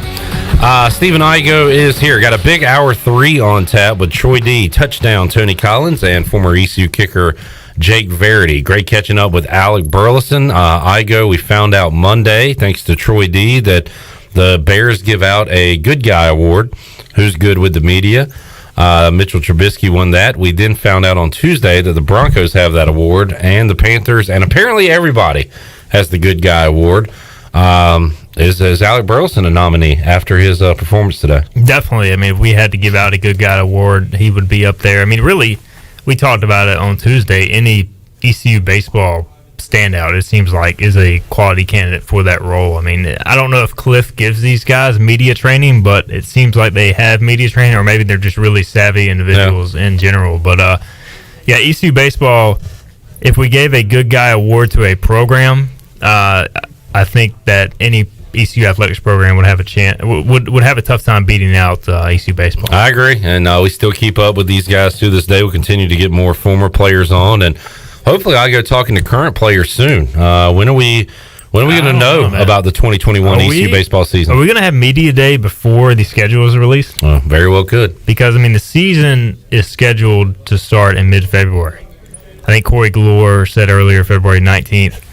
It is January 7th, and we still don't have an official schedule. Now, for the most part, from talking with people, I think it's pretty much together. They just don't have all the contracts, or it hasn't been finalized yet. But we are approaching the 1 month part until the season and still don't have a schedule. I saw, I believe Conference USA had their schedule guidelines out today, how many conference games they were going to play. And then I saw a bullet point that said midweek games, non-conference, is up to the school's discretion. Do you think we see something like that from the AAC, or do they more mandate how you need to do it? Well, according to D1 Baseball, again, this was Kendall Rogers, I think, around 2 or 3 weeks ago. He said that the AAC wants their teams, or is giving the option to their teams, to play a 56-game schedule, which is the maximum amount of regular season games you can play. But with that comes 32 conference games. And then in his release, it said there would be no midweek games after conference play started. But if that was the case, then you would have to cram a ton of midweek games in the early part of the season. So I don't know if they're going to, if that's the honest truth or the 100% factual way it's going to be, or what. But I got the vibe that most of his report was right, but there are still a few things being worked out. I wonder, and now we're thinking way ahead, but like, will there be a Big Ten situation where when it comes down to picking teams for a regional, some teams are going to have to have played 50 games and some are going to play like 28? Probably. And they're going to have to decide who's worthy of getting in? Probably a good amount, honestly. I mean, there's going to be leagues that only play conference games. So, I think the Big Ten has already gone on record saying they're only going to play conference games. And I honestly haven't looked at it in too much detail, just because with everything going on with football and basketball, I haven't had a chance to dive into it. But, yeah, I think you're going to have all sorts of teams that only play league games, or majority only play league games. And, what's the RPI situation going to be like? That how is that going to affect the RPI? A lot of those Big Ten schools and teams like UConn, they play a ton of road games early down south, and that helps out their RPI. If they only play games up north and stay regional, I feel like that'll really affect their RPI and strength of schedule. So I don't know. It's going to be a really odd year, and I don't know how they're going to try and pick up a field of 64. Stephen Igoe, hoist the colors. Pirate Hoops coming up on Saturday, 1 o'clock against South Florida in Minges, and a lot on the news today that ECU women's swimming and diving and women's tennis have been brought back as sports at East Carolina. A lot of that on Hoist the Colors right now. Any other plans for articles throughout the weekend? I posted an article today on who's coming back, who is leaving from ECU's starting lineup in football from last season, and I think I have the math that 20 out of 22 starters are scheduled to return on offense and defense. All right. With Chris Willis and Blake Pearl being the only guys moving on. And then, of course, Jake Verity, if you count the specialists. But right now, John Young and Luke Larson both have the option to return, and probably, I think, are expected to at this point. Good stuff. Igoe, thanks, man. Thank you. Enjoyed it. We'll see you next week. We'll take a time out, come back when we return. A big hour 3 that includes 2 giveaways and 3 guests. Troy D., Tony Collins, Jake Verity. All that on the way on Pirate Radio Live after this.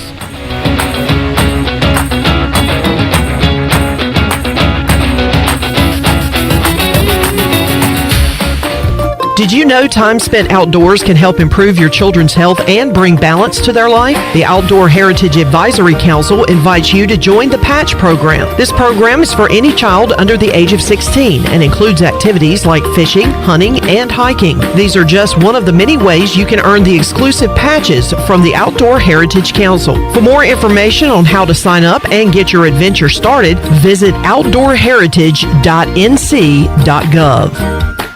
In studio with Dr. Shondell Jones today from Kinetic Physical Therapy. Dr. Jones, you guys offer more than physical therapy. Oh, yes, absolutely. We have more than therapy services, and, we have a lot, but a lot of people don't know that we offer personal training and even health coaching services. We have personal trainers that will actually come right to your home, do a personalized workout plan with you, and our health coaches will help you meet goals and solve problems for those health challenges you wanted to solve but just haven't had a chance to get to yet. Hey, to learn about our packages and deals, you can go right to our website at kptonline.com.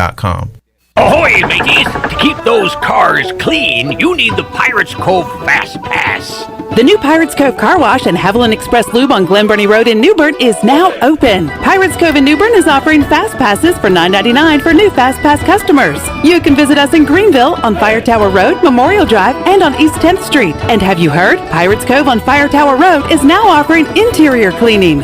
So we have you surrounded. Pirates Cove, the official car wash partner of ECU Athletics. Hello, Pirate Nation. This is Corey Scott, former ECU Baseball All-American. During my playing days, I specialized on the field as a closer. Now, as your mortgage loan officer, I am once again specializing in closing. But this time, I am closing for you, not just the Pirates. At Movement Bank, we offer portfolio loans such as 100% doctor loans with no PMI, home equity lines of credit, and jumbo loans, all at historically low rates. Contact me today, and I will be your closer. Call Coach Corey at 378-5252. That's 378-5252. And go Pirates.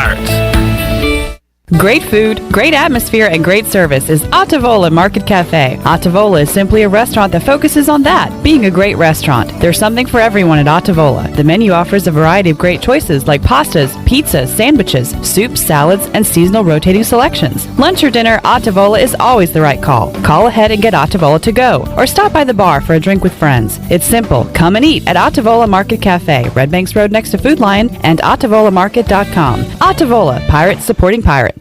BMS Builders is your premier custom builder in Eastern North Carolina. With Blackwood and Mills Creek in Greenville, Dalton's Cove in Farmville, and Belmar and Ayden, these are just a few of the developments featuring BMS Builders homes. They can build the home of your dreams. Just ask Dr. Dennis Ross in Greenville or East Carolina football coach Mike Houston. They built their homes, and they can build yours as well. BMS Builders. Give them a call at 916-1578 for BMS Builders. Hey Pirate Nation, this is Sam Jones, and we're open and here to serve you with some of the best whole hog barbecue, chicken, turkey, ribs, and homemade sides every day for lunch and dinner. There are 3 easy ways to enjoy Sam Jones barbecue. swing by our drive-thru window or try one of our 2 curbside takeout options by calling in your order at 689-6997 or ordering online at samjonesbbq.com. We love Eastern North Carolina, and we invite you to come by and enjoy some great tasting Sam Jones barbecue today. Let us help you get back to business. This is Donald Stocks and Justin Judge of PIP of Eastern North Carolina. We're ready to assist your business with branded PPE. Would you like face masks with your logo? We can do that, plus custom social distancing signage. Now is the time to ramp up your marketing efforts. Whether it's cutting edge, contactless, touchless marketing, or traditional direct mail, we can do it all. We are PIP of Eastern North Carolina. This is Pirate Radio, WGHB Farmville, 1250 and 92.7 FM Greenville, WDLX Washington, 930 and 104.1 FM Washington.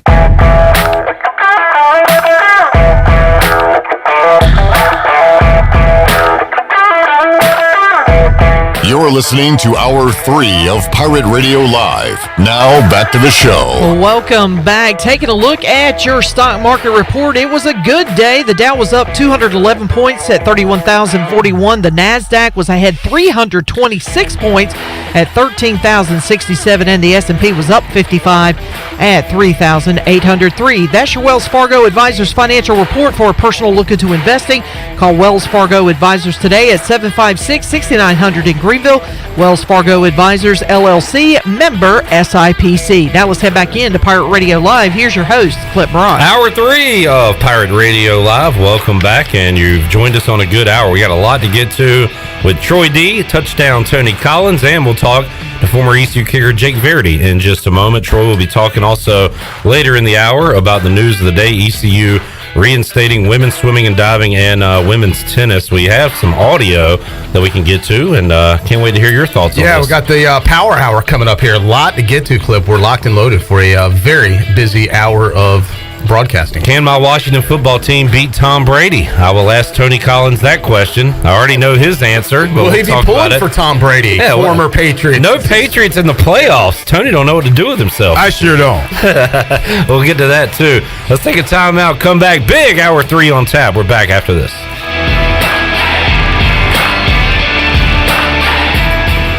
Hey Pirate Nation, this is Tom Brown from Brown & Wood Buick GMC Truck. We've been serving the Pirate Nation in Eastern North Carolina for 83 years. We have 4 brands, 3 generations, 2 showrooms, and 1 goal to make sure you leave a happy customer. Happy New Year from Brown & Wood. This month, get a 2020 Buick Enclave and save up to $6,250, plus 0% for 72 months. And remember, Brown & Wood is the home of the lifetime powertrain warranty. We're located on Greenville Boulevard next to the Convention Center, or shop us online at brownandwoodauto.com. For the latest from the world of golf, tune in every Saturday morning from 8 to 10 for the Golf Shop Radio Show, presented by GolfKnickers.com, the world's leader in traditional golf apparel. Hosts Mark Greenhelch and Matt Blanchard talk golf from tee to green and everything in between. If you like golf, you're going to love Golf Shop Radio. Before you tee up, drop on in. Welcome to the Golf Shop. How much does the word reliable mean? Sure, all businesses describe themselves as reliable, and we certainly wouldn't expect any business to be unreliable, but when you take a word like reliable and make it your way of life, the entire core of your business, it tends to mean a little more. And it's something you have to show people, not tell them. At Delcor, we show it by being there the same day you call. We show it by simply doing outstanding work with exceptional products, a family-oriented work ethic, and genuine caring for all of our neighbors throughout Eastern NC, because in a time of need, we know the first and the only thing you need is someone you can count on. That's why we only use equipment you can count on too, like a train comfort system. It's hard to stop a train. Delcor can have a new train comfort system installed in no time, or we can provide an AC tune-up to make sure your system is performing well. So will your system keep you cool all summer? Find out. Call us. We're Delcor, the service professionals, reliable for over 4 decades. Visit DelcorInc.com today. Turkey, ham, bacon. These and other meats are great around the holidays and every other day, but they all leave behind grease when you cook them, and grease is a real pain in the drain. When you pour grease down a drain, it cools and can clog sewer lines. That can lead to sewer spills, which are messy, bad for the environment, and can also be expensive. Never pour grease down the drain. Instead, collect it in a container like a used soup can or jar. Let it cool and throw it away in the trash. Together, we can protect our sewer system and the environment. For more information, go to guc.com. Sawyer's Fun Park is now open in Greenville. This state-of-the-art 40,000 square foot facility features a 2-story LED interactive laser tag, a one-of-a-kind 2-story ninja course, a ropes course with a 180-degree zip line, and it's only one of 5 in the country that are indoors. Multiple climbing walls, a super cool arcade with 40-plus games, and a brand new full-service cafe and bar for adults. Visit the brand new Sawyer's Fun Park, now open, located right behind ARU on Corey Road, Greenville. It's bow time. There's something special about the first bite of a Bojangles Cajun Filet biscuit, like an edible alarm clock that slaps you awake with bold Cajun flavor. The moment you sink your teeth into that soft, fluffy, made-from-scratch biscuit, then strike gold with a juicy piece of fried chicken, you'll know. Nothing beats the first bite, except the second first bite. Get a Cajun Filet biscuit combo for just $4.99. It's bow time. In studio with Dr. Shondell Jones today from Kinetic Physical Therapy. Dr. Jones, you guys offer more than physical therapy. Oh, yes, absolutely. We have more than therapy services, and, we have a lot, but a lot of people don't know that we offer personal training and even health coaching services. We have personal trainers that will actually come right to your home, do a personalized workout plan with you, and our health coaches will help you meet goals and solve problems for those health challenges you wanted to solve but just haven't had a chance to get to yet. Hey, to learn about our packages and deals, you can go right to our website at kptonline.com. This is assistant football coach Drew Dudzik, and you're listening to Pirate Radio, the voice of the Pirate Nation.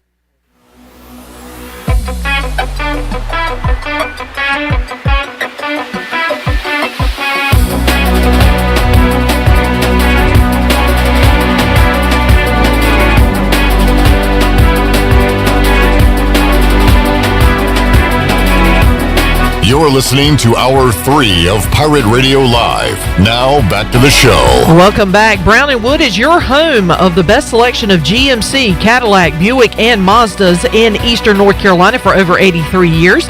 Shop their entire inventory online at brownandwoodauto.com or visit them on Greenville Boulevard. Now let's head back in to Pirate Radio Live. Here's your host, Clip Brock. All right, thank you, Shirley Rhodes. Welcome back into Hour 3 of Pirate Radio Live, and a big hour it will be because Troy D is here to my left. Tony Collins split out wide. Touchdown, Tony Collins. How you doing, Tony? In the house. I'm doing great. Fantastic. Good to see you, man. Good to see you. Good to be alive. Welcome back. 2021. Happy New Year. Happy New Year. How long can we say Happy New Year till again? As long as you want. Really. Well, no, I think it's like up until if you haven't seen someone, like this is the first time I've seen Tony in 2021. Yeah. So even though we're about a week out, I could still say Happy New Year, but I think after the point you get about 2 weeks out, you got to call it quits. But what if you're 2 weeks out and you're having a happy day and it's a new year? Hey, so great you to see you Happy today, New Tony. Year, huh? No. I don't know. What's the protocol? You know what? We'll figure this out on another day. Yeah. Happy New Year, everybody. We have a lot to discuss, including some ECU news we'll get to, but also we have a former Pirate kicker on the Fixed NC Live line, Jake Verity, joining us today on the program. Jake, welcome to the show. How you doing? I'm good. I appreciate that. How are you guys doing? Good, Jake. Happy New Year. Happy New Year, Jake. It's not too late to say it yet. Jake, good to talk with you, man. I understand you're down in Florida, in Orlando, training. So tell us about your day to day. You're not an East Carolina student anymore. You're a professional adult now, trying to make it on the next level. So what's your day like as you prepare to try to make it to the NFL? So obviously I don't have to wake up for class anymore, and that's really nice. But at this point, it's a career, so that's how I'm approaching it. And so I'm down here in a house that sleeps about 20 people, and I think there's about 16 guys here. Most of us are college athletes looking to play at the next level in this draft class, and I think there's a couple of free agents in the group as well that are looking to start their career off. And it's a really talented group of guys, which is one of the appealing aspects of it. I came down here because I want to be able to compete with guys because I think that's where I thrive personally, as a lot of guys do. So what our schedule looks like right now is 3 days a week we kick for about 2 hours. There's a snapping session for the snappers at about 7 a.m. Punters go out about 2 hours later. I'm going to get a little bit of punt work in with them probably about 1 day a week, and then the kickers come out last for another 2 hours. So I'll be going out to kick field goals 3 days a week around noon for about 2 hours, and then Fridays before the kicking session I'll punt a little bit as well. Tuesdays and Thursdays we are doing explosion training at a facility called D1 Sports. There's a couple of guys in there that run the place that have really put together a few specialist specific workouts. The kickers and punters are working a lot of plyometrics and different things that we can use to build explosiveness, as opposed to the snappers doing more kind of anaerobic workouts for mass and for kind of power. So I've met a lot of good guys, like I said, a lot of talented guys down here, but it's a job, so I wake up and I grind, and yeah, I'm very hopeful and excited for this next chapter. Jake, this is Troy D. Great to have you on with us today. I wanted to ask you, you had another year of eligibility at East Carolina. You had an awesome career here. You could have just continued to pad your record-setting stats that you accumulated as a place kicker. Why the decision to leave? Why not come back to East Carolina another year, get even more records, and then go into the NFL if you're able to do that? I put a lot of thought into that decision, and it definitely took a lot of thinking, because I had been considering my options probably about a quarter of the way into the season, because I have a good resume. I know I have the ability to do it now, and my confidence now is as high as it's ever been. And I've been at ECU for 5 years. I have my degree. I got a minor as well. And with the way that the draft this year is kind of coming together, and the group of guys that are coming out, I think that this year is my best shot possible to make the jump. And I had a lot of people that I trust that maybe don't have a dog in the fight with me, that really just are there to help me out, feed me a lot of useful information. And yeah, I put it all down on pen and paper, and I weighed out my options, and I decided that this was the way to go. Jake, kicking is such a mental game once you have the fundamentals down and the athletic ability like you have. And I used to do a lot of kicking back when I was younger, guys. So kicking. Here we go. What, soccer balls? Yeah, I played a lot of soccer. Oh, okay. Yeah. But it was a mental part. So how did you play if it was so mental? That's why I struggled. This is why I never made it on the collegiate level. I struggle with the mental part of it. But Jake, what's going through your mind? Like when you're lining up for a field goal, and whether it's game winning or whatever the case may be, does it have? Man, you're not supposed to ask the kicker that, off man. season. I think we could talk about this. You're not supposed to ask the kicker that. I want to peel back the curtain, Jake, in the brain, and I want to know, what do you think different on different kicks, like extra point? I got this, it's automatic. I don't even think about it. Versus a game-winning field goal. Like, what's going through your head when you got to hit a 45-yard kick? It's all the side hash mark. It's not the wind is blowing. What are you thinking before one of those kicks? Take us through the process. Well, you kind of hang out back behind everybody, as I'm sure you guys have seen. Probably looks like I don't have a lot of friends, but I do. I kind of like to stay mentally cool during the game, just relaxed. And third down comes around, I kind of wander up towards the sideline, waiting for us to hopefully get the first down. But if we don't, they call out field goal. I run out there, and the biggest obstacle that I had to overcome, and I'm sure a lot of other kickers go through this too, is just changing your mindset from fearing failure to being excited to help your team. And that's really when I started to round the corner and become the kicker that I am now. So when I'm out there, it's really based off of the trust that you have with your teammates and yourself that's built in practice. Coach Houston would have never sent me out there for a kick that he didn't think I could make. So we're able to build that trust bond at practice. And if you think about it, why should a kick from the 40-yard line, the 50-yard field goal, be any different in a game than it was on a Sunday afternoon in the middle of summer when I'm out there by myself. Because if I can make it there, why shouldn't I be able to make it in front of 50,000 people? It's the same exact variables and everything.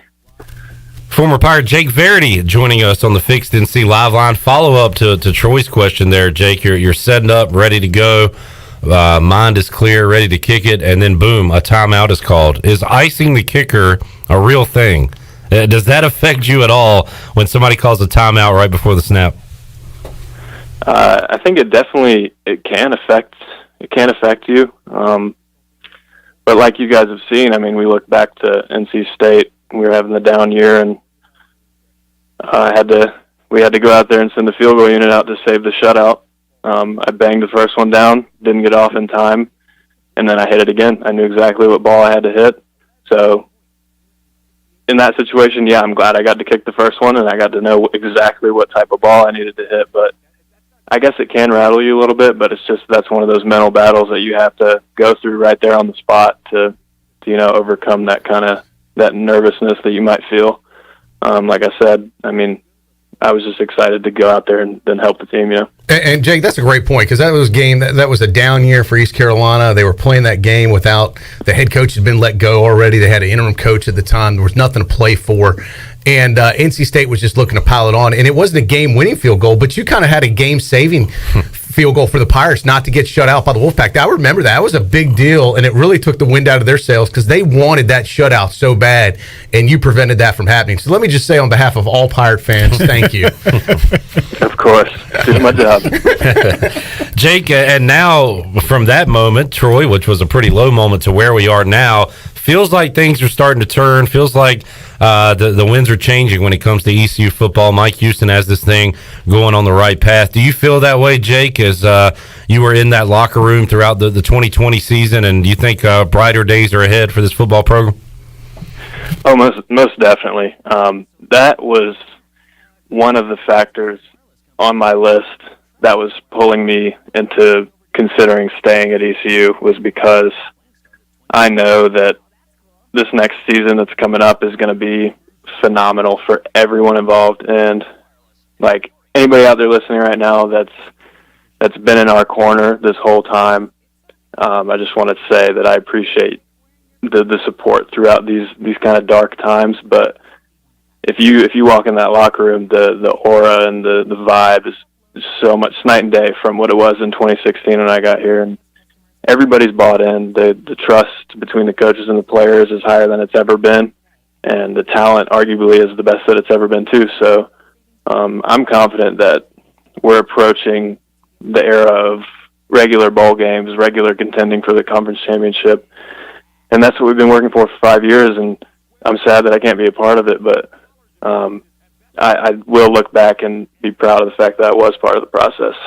Talking to former Pirate Jake Verity as he takes this game hopefully to the next level, training for that now, one of the all-time Pirate greats in the kicking position. Jake, what do you have an agent right now? And if so, what is he telling you? I do. His name's Bill Johnson. Oh, yeah. Bill's a good friend of the station, great guy. Yeah, that's awesome. Yeah, ECU graduate. He runs a firm called Apex Sports Group. And he and I met through, actually, Coach Houston referred me to him, and we got to talking, and he's extremely passionate about ECU and guys that come from ECU. Like, he's represented C.J. Wilson, Linval Joseph, and some other guys out of the school. And I mean, he and I talked a lot over the course of the end of the season to now, and I ended up signing with them about a week ago. And I liked Bill a lot. He's an extremely experienced, resourceful guy. He's very personable.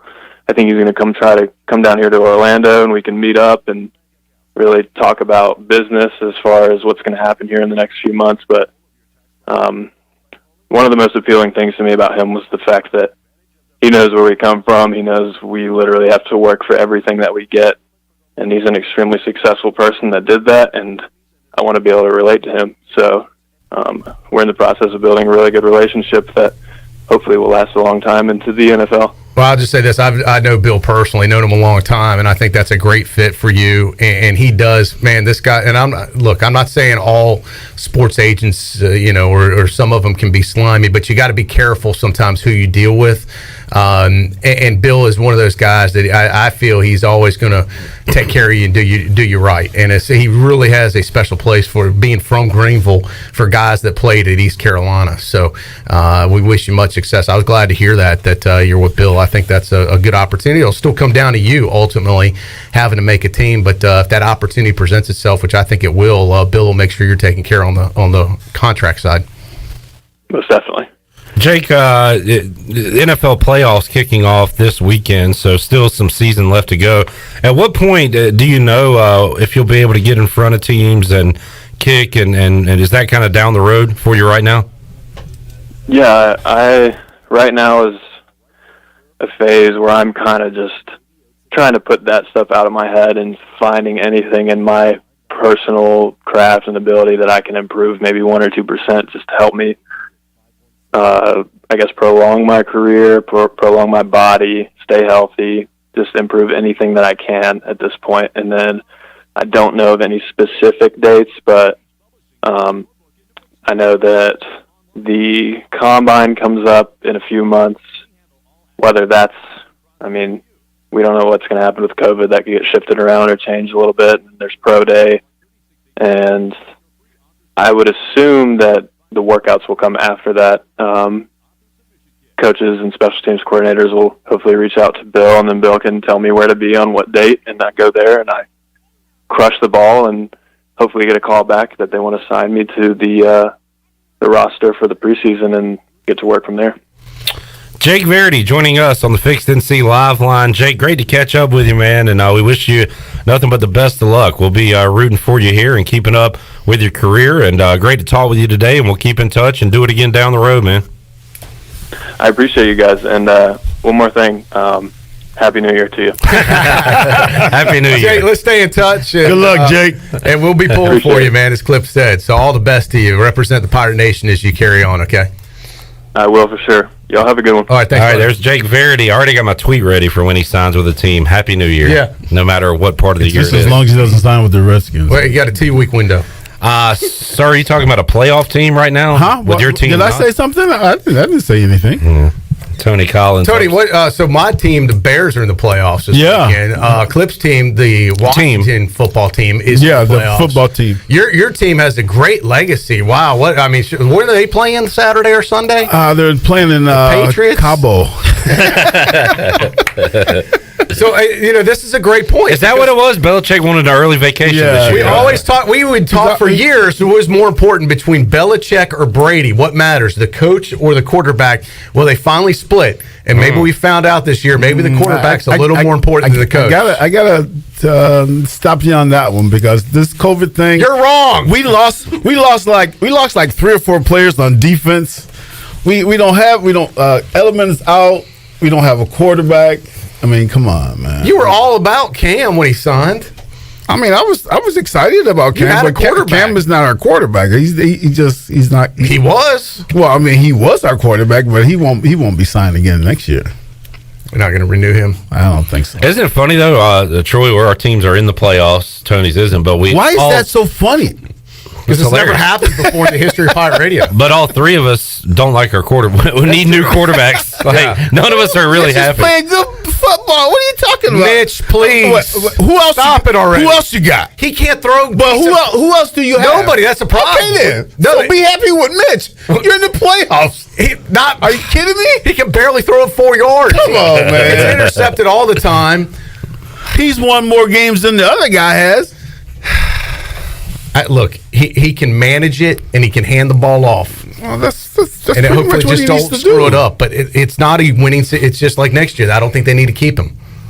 Tony, Tom Brady getting older. He is 1-3 in night games this year. Old man Brady. 1-3. Maybe you can't see it. He gets tired late at night. He's too old. And it's a late start. And it's like 8:15. 8 o'clock start. Yeah, it's a late start on Saturday. Is that a factor? I really can't see you guys beating Tampa Bay right now because of your offense. I don't think you got enough offense to keep up with them. Chase Young will get to him. But I don't know if our offense can do anything. I don't think you can keep up with them. Yeah. They got a lot of weapons on the offense. Hey, say that again, Tom. Some guys like old balls. Oh, okay. Yeah. Some guys like old balls. Okay. It would be this would be the biggest upset of the weekend. It would without be. question. It would be the upset of the season. I would really disagree. I would say the Bears beating the Saints. No, would I be a don't think bigger that would upset. be. I think in New Orleans, I think Washington would be a bigger upset. That game has a higher spread. Well, that's what is it, by the way? Bears is around 10. Washington's 8, I believe. Yeah. Okay. Well, if you go by that, then you're right. But I just feel Washington has. Hey, you worry about your team. Now, do both of you guys think your teams are going to advance? No. We're not delusional, Tony. That's why we're having so much fun today. It's not going to be as fun this with weekend. house money. Yeah. Especially the Bears. They shouldn't even be there. I mean, at least the Redskins did add a win the playoff division. spot. Yeah. You would have been there no matter what. True. As bad with as our 7-9 record. It didn't matter. You clinched. You're champs. Divisional champs. And the Eagles laid down for you. How about that, man? Wow. Of all the years watching that was football, unbelievable. Yeah. I mean, what? And I've seen the reports that, like, Peterson They said laid down. Sudfeld was going to come in, and maybe the guys aren't as upset as first reported. But what would that be like in the locker room after the game when you put in a guy that clearly can't play quarterback? As a player, I'd be pissed. Yeah. I'd be really pissed because I'm trying to win, man. What was the reason behind that? I know what There is no reason. This is what happened. We want to evaluate them. This is what happened. They when they lost that game, they used to have a 7th-round pick, but now they have like a 3rd-round pick or a 4th-round pick or something like that. Well, they moved up from 9th to 6th in the first round. But the reason he said was we want to evaluate Sudfeld.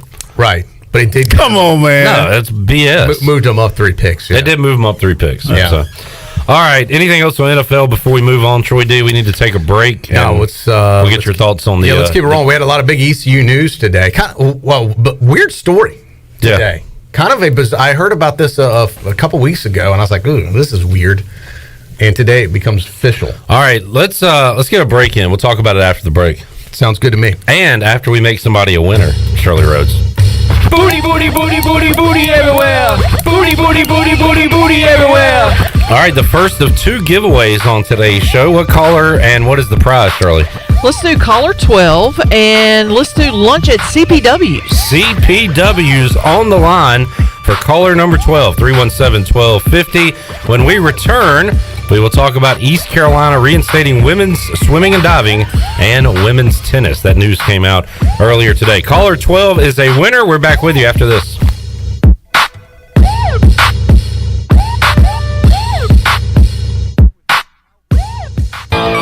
UBE and PirateWear.com are proud to offer the Pirate Nation its largest inventory ever. Brand new Adidas is arriving daily, along with Under Armour, Columbia, and Russell Athletic. UBE is loaded with cargo, and new items are being added daily to PirateWear.com. Be sure to check out our children's store, The Crow's Nest, for all of your young pirates. UBE and PirateWear.com, an ECU tradition for 50 years. Go Pirates!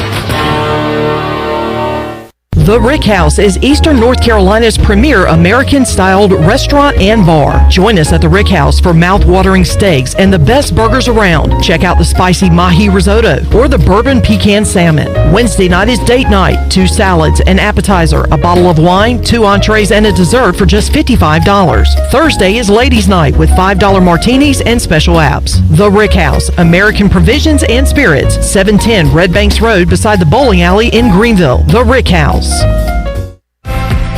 Let us help you get back to business. This is Donald Stocks and Justin Judge of PIP of Eastern North Carolina. We're ready to assist your business with branded PPE. Would you like face masks with your logo? We can do that. Plus custom social distancing signage. Now is the time to ramp up your marketing efforts. Whether it's cutting edge, contactless, touchless marketing, or traditional direct mail, we can do it all.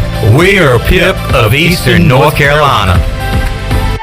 Got big dreams for your small business? You're not alone. The Gavigan Agency Insurance Services is a growing business too. That's why they work with Nationwide, the #1 small total business insurer in the U.S. Nationwide can help protect and grow your business so you can focus on making your small business dreams come true. Give the Gavigan Agency Insurance Services a call today at 252-756-1400. Nationwide is on your side. Nationwide Mutual Insurance Company and Affiliates, Columbus, Ohio. Subject to underwriting guidelines, review, and approval.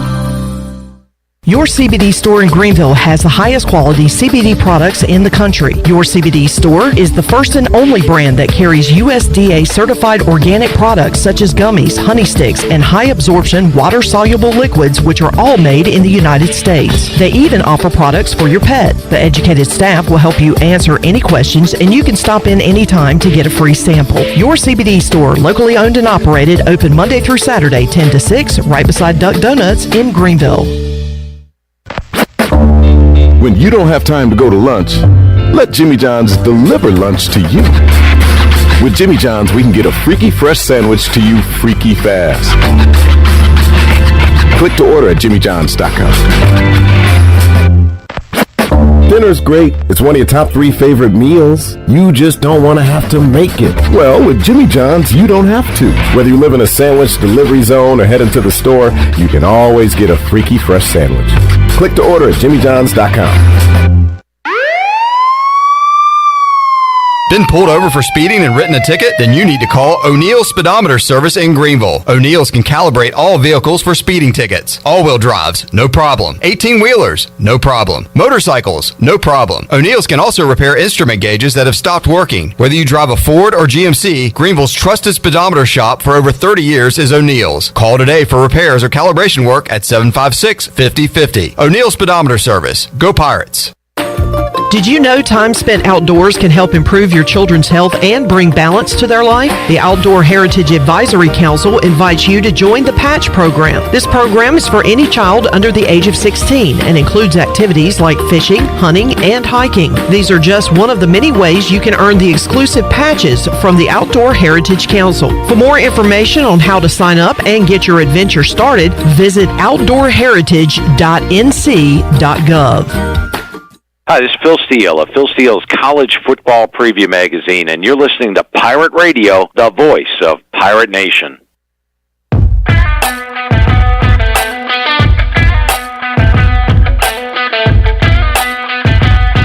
You're listening to Hour 3 of Pirate Radio Live. Now, back to the show. Well, welcome back. Town Insurance is your premier independent insurance agency. From maximizing opportunities to minimizing risk, Town's insurance advisors offer expert professional advice to clients of all sizes.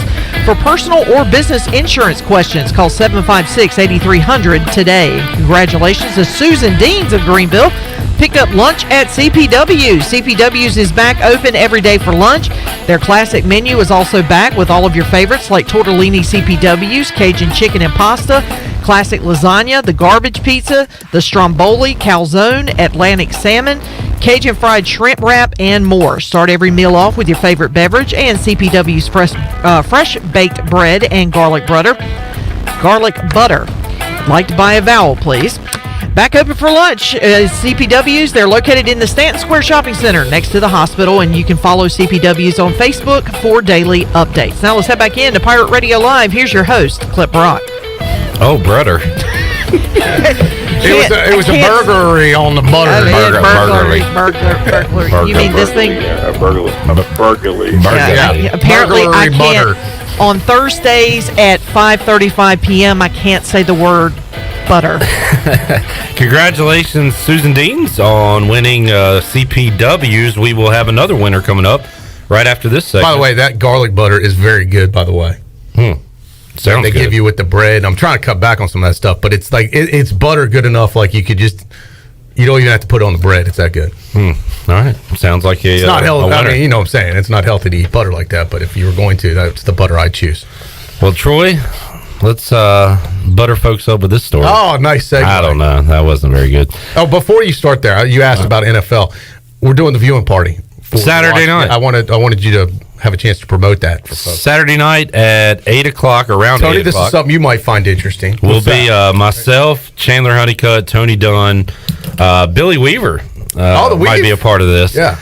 We'll be here in the studio. We'll be live on Facebook Live. If I get bored, can I come in and do a segment? Sure. Come on in. Facebook Live, YouTube Live. We'll be watching the game. You'll see our reactions to the game. We'll be giving away prizes, interacting with people, giving away Familia gift cards. So, and this is Saturday night. Saturday night during the game. This is a Facebook, YouTube special, right? And if it goes well, I'm going to be very excited. If it doesn't, I'm going to be very miserable. Meltdown. It should be fun coming up Saturday night. We'll be doing that here in the studio. Steve, I want to know what the halftime show will be for you guys. Chandler, you got to keep it going during the half. Maybe that's when I come in and chit chat with you guys at halftime. Troy D's halftime report. Yeah, you can interview me walking out the door. Yeah, there you go. Coach, how'd the first half go? Yeah. I've got a football team cheerleading uniform I could put on and do a dance. Oh my God, are you serious? Wow. Oh yeah, that would be different. It sounds like something Tony Collins would tune in for. Back in my younger days. Yeah. You need extra gear, Tony might have you. Can help you out there. All right, so let's switch gears. Story of the day. Speaking of gears, we'll switch gears. Very good. ECU reinstates women's swimming and diving and women's tennis. Troy D, your thoughts? Yeah, Pirate Nation is fired up. Just kidding. In which way? Yeah, I was being sarcastic. It's the problem with this is it's hadn't even been a year since they had to let these sports go due to financial reasons.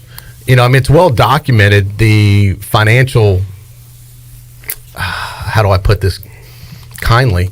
Catastrophe? Well, I was going to say situation, but catastrophe works that ECU Athletics is in. And they had to do what they had to do. And I thought they were, even though you hate to see people lose jobs and people lose scholarships, if you can't fund it and you can't pay for it, you can't continue it. And I think there's a lot of things that, unfortunately, ECU is doing that they can't afford to do, especially now with the COVID situation. It's only made a situation that was already bad worse.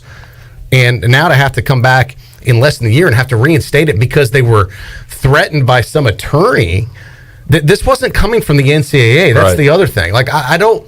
And now, I want to say this. I had a conflict, and I was not able to be on the Zoom call. They had a Zoom press conference with the chancellor and the athletic director, and I wanted to be on that to ask them some questions. It was the only opportunity they were giving us to the media to talk to them. I had a conflict and could not be on it, so I did not get a chance to hear that yet. I know we've got some cuts from it. Yeah, we do. But I want to know, and if I was there, I would have asked them, why did you cave to just an attorney when the NCAA hasn't come down? If the NCAA said, look, you have to do that, and I know it's based on Title IX, but man, the in my opinion, it seems like the Title, ECU is pretty close to 50-50 men to women, and it fluctuates year to year. One year it could be 55% more female. One year it could be, that could change. Enrollment can change every year. But it's usually around, I would think 50-50. I never knew that was even a determining factor. Yeah, I get this works. That you want to have as many girls sports or girls scholarships as men's sports or scholarships, but I just don't understand how quickly the university folded on this deal. And it's the same, and really comes on the heels of the women's lacrosse thing, which was under different leadership at the time. That was a different chancellor, different AD. Same situation though, Clip. There was a letter sent to the athletic department at the time going, hey, you don't have enough female sports. We might sue you guys. And, don't do that. Don't do that. We'll add women's lacrosse. And all of a sudden, out of nowhere, with no conversation, they added women's lacrosse, which is hundreds of thousands of dollars a year to the budget. Well, now, once again, here we are years later. Hey, you guys, you can't cut women's sports. We're going to sue you. Don't do that. Don't do that. Hey, man, we've got attorneys on staff at the university full time. That's all they do. They don't have to hire a law firm. Use the attorneys that represent East Carolina. Let them sue you. Take it to court. Fight it. If you have a leg to stand on, why not represent yourself and say, this is why we did what we did, and this is what we're doing for female sports. This is how we're running the athletic department. Make your case. Well, not only are they made their case here on this show. I had Chancellor Ron Mitchelson on last year, and he made the case. This is why we're doing it, and this is why we have to do it. To me, it makes the university honestly kind of look bad that they made their case. This is why we have to do it. This is why we're bleeding financially. And now, okay. Well, now we'll go back on that now. Well, not only are they saying, no, don't sue us, they're shelling out $200,000, right? Yeah. On top of it. I don't get that. They're paying the legal fees of this law firm that was threatening to sue or that had done work on this, I guess. I just don't get it, man. To me, that's the absurd. Why are we paying them $200,000 for their legal? And this was my point. I thought this was a fleece job all along by these attorneys this is all they do. This is the only type of work they do. And I think this is just another feather in their cap. See, we got another university to do this, and we got paid out big time now. And again, it's purely a compliance deal because they're not going to. They're, according to John Gilbert, no plans to bring back men's tennis or men's swimming and diving. They're not going to cut any men's sports, and it is purely a compliance Title IX move. And we were told last year, look, the swimming and diving facility was in disrepair. Yeah, it needed tons of finance. I mean, this came directly from John Gilbert back then. We don't have the money to fix it up the way it needs to be. The tennis program can't even be conducted on campus. The university has to rent courts and court space outside of the university. They have to go rent an indoor facility to play in that they don't have the courts. I don't even know if they have courts on. If the courts are on campus, they don't use them, and they're not up to par. So they have to rent a facility to even have tennis. And you would think tennis, you could make a court and have courts to play on. Like, that shouldn't be that, you would think that would be one of the easier things to do, but we don't even have our own tennis courts. So you got that expense now you got to add back in. I just think, man, I don't know. I've talked to a lot of people today, and they're all kind of dumbfounded by this. Yeah, I have not seen many people saying this is a good financial move for ECU right now. And this is nothing. And this is no indictment on the women that play this or the coaches that have it. It comes down to the I'm not talking about that at all. I have nothing against either one of these sports or folks that are involved in it. I actually know some people that are involved in these sports. I'm just talking about pure finances. I don't see how you can say, hey, look, we're bleeding money, losing millions of dollars a year, but we'll just go ahead and add the stuff back now. With people taking furloughs, having pay cuts, and then you're adding these sports back. And I don't see how. I don't know. I just don't know where the money's coming from for this. Now, look, I will say this about the swimming folks and the diving folks. They did a great job and ran a hell of a campaign to bring swimming and diving back. And I had Rick Kobe on our show last year, who kind of helped head that up too. And they were very active, and they all pledged a lot of money that, hey, if you'll bring it back, we'll donate, we'll do this. Well, now I'm saying to those folks and those alums that said that, if you pledged money, but it's time to write the check. Now, it's one thing to put it on a social media feed. Oh, yeah, I'll donate $1,000. I'll do this or I'll do that. Hey, put your money where your mouth is now, because these programs cost money. And if you were so gung-ho about donating before, just trying to get it back, you should still be just as gung-ho now that they're bringing it back to actually write that check. We shall see. So write the check is what I'm saying for all those folks that said, yeah, we want it back. Now's your time to step up and help fund it. How much outside money will there be to help the cause here? Because there's not much left on the inside at ECU. Tony, your thoughts? Send me my money. Tell them to bring me my money. That's the problem. There's not a lot going around right now, unfortunately. It's crazy, man. How many have you gone to many swimming and diving matches when you were in East Carolina, Tony? I have not. I don't even know where the swimming pool is. Oh, God. Are you serious? You don't even know where the pool is on campus? I have no idea. Wow. Don't tell them. I won't. So, honestly, I had to do my swimming test. Yeah, I did. Is that even a thing anymore? I don't think they do it anymore. It should be. I think it's a good skill for people to learn. If you don't know how to swim, it's probably good. Tony, can you swim? Yes, I can. Yeah. But that was over by Minji's, right? It was. It's attached to Minji's. That's the only time I ever went in there. Backside or front side, depending on how you're looking at Minji's. Right. Yeah.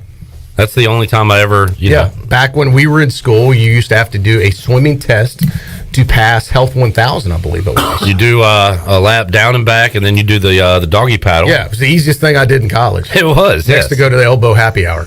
I was Michael Phelps on the way down, and on the way back, I was struggling, man. What was younger Clip Brock like was in college? What do you mean? Like, physique-wise and stuff. Oh, I was ripped. Yeah. What are you talking about? Pretty much like I look now. I was just curious. Without the beard. Yeah, no beard. Baby face. I was ripped. Yeah, I was ripped in the at night. Ripped like a potato bag. In bowlies. Like a potato chip bag. Yeah, exactly. Ripped open. That, Troy, and bowling. I took second bowling. easiest class. Loved bowling. And Yeah. here's the trick to bowling. And I got this from some of my upperclassmen friends. They said the very first class you bowl and you keep score. And they said your grade was based on how much you improve, right? Yeah. So that very first day I did terrible. You got to pull the Eagles and tank it. I did. And then, really, I really bowled an outstanding game anyway. That last class, I was pretty on fire. So you meant to bowl bad the first day? Absolutely. Yeah. I tanked just in case. Gutter balls everywhere. It was the easiest A I ever made. Bowling in Mendenhall. What a fun class. I still have friends from that class. You were going to get an A anyway in bowling, though, man. Probably, but I didn't want to take any chances, Tony.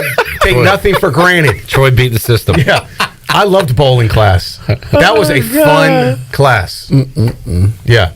That was a great. I couldn't believe that was actually a class. I know. It's such a waste of time. Wait a minute. Badminton.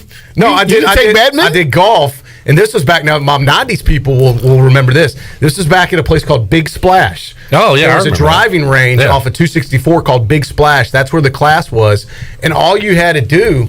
Now you had to get out there. Like I had a car, so you know I mean that was kind of in back then. Well, not everyone had a car. You had a car? God, you must have been rich, man. No, I'm saying a lot of people had a freaking car. Did not have a car or didn't have access to a vehicle. So it was no problem for me to drive out there was my point. But it was like into hinterlands back then. Now it's not that far away, but I mean it felt like you were going way out of town. Right. Really for your grade there, you just had to show up. As long as you attended but it was fun. It was fun driving golf balls into that lake. So you never actually played on the course. We never played on the course. The whole semester was just going to Big Splash and hitting golf balls and hitting into the water. Like this is fantastic. Now you know how I made it on the dean's list. Lee D saw that report card and was like, Troy made all A's. What are his classes? Bowling, golf. He swam a lap. Yeah, Health 1000. What a year. Yeah. Knock it out of the park. They weren't all that easy clip, but those were some of the more fun classes. Oh, I know. I had some of those as well. Yeah. And you got to mix those in with the real classes. Yes, you do. All right. Let's get our final timeout in. As we go to break, Shirley, we'll make someone a winner for the second time. Another booty bag? Let's open it up again. Grabbing twice? Booty, booty, booty, booty, booty everywhere. Booty, booty, booty, booty, booty everywhere. Got both hands in the booty bag today. Well, I was going to say, this is like your second leg. This is our second cheek of the booty bag, Troy D. Is that okay to say? That's fine. Okay, all right. Shirley, to you, what are we giving away? A $10 gift card to Villa Verde Dos, which you had for lunch yesterday. I built my own bowl. Got some rice and rotisserie chicken and some toppings, and it was delicious. Villa Verde Dos will make you a winner to caller 12. Caller 12. Caller 12 right now, 317-1250. More with Touchdown, Tony Collins and Troy D after this.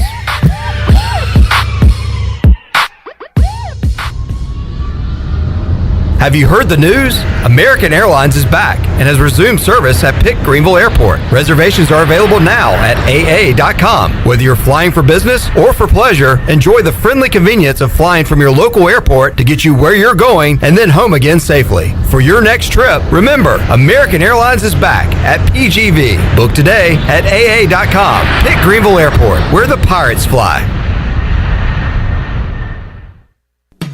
This is Dr. Anthony Scalick from Orthopedics East and Sports Medicine Center of Greenville. We offer a variety of services including arthroscopic surgery, sports medicine, carpal tunnel surgery, general orthopedics, fracture care, total joint replacement, physical therapy, and on-site MRIs. For experienced and professional medical care, visit our office on W.H. Smith Boulevard in Greenville and online at orthoeast.com. Orthopedics East, providing services to ECU and Pitt County athletics for over 35 years. Go Pirates!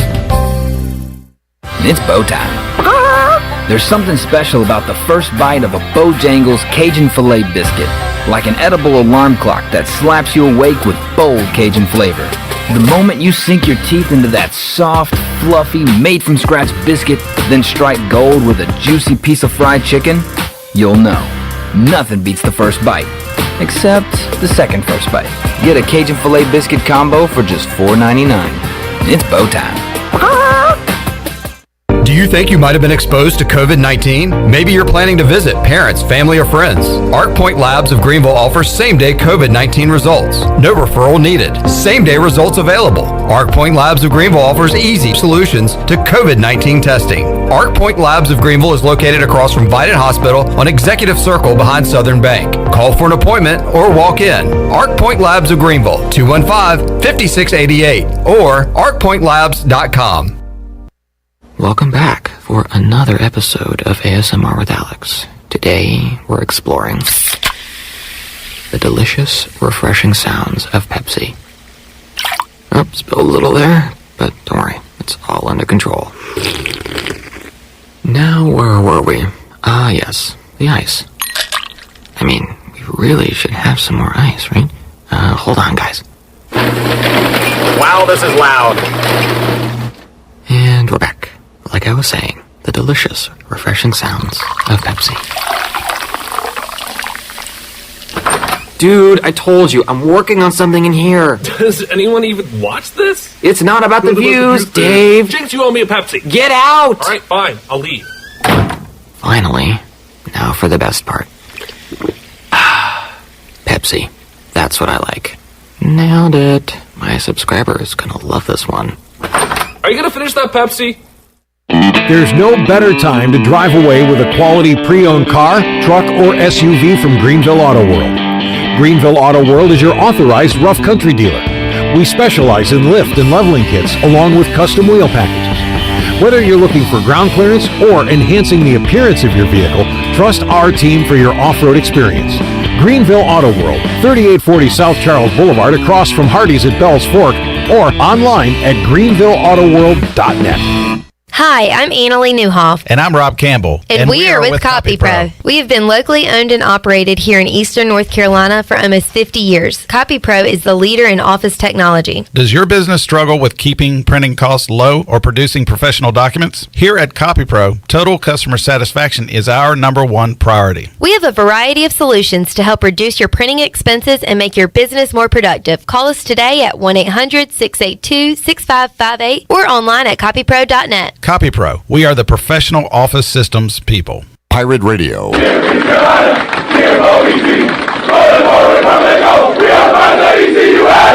voice of the Pirate Nation.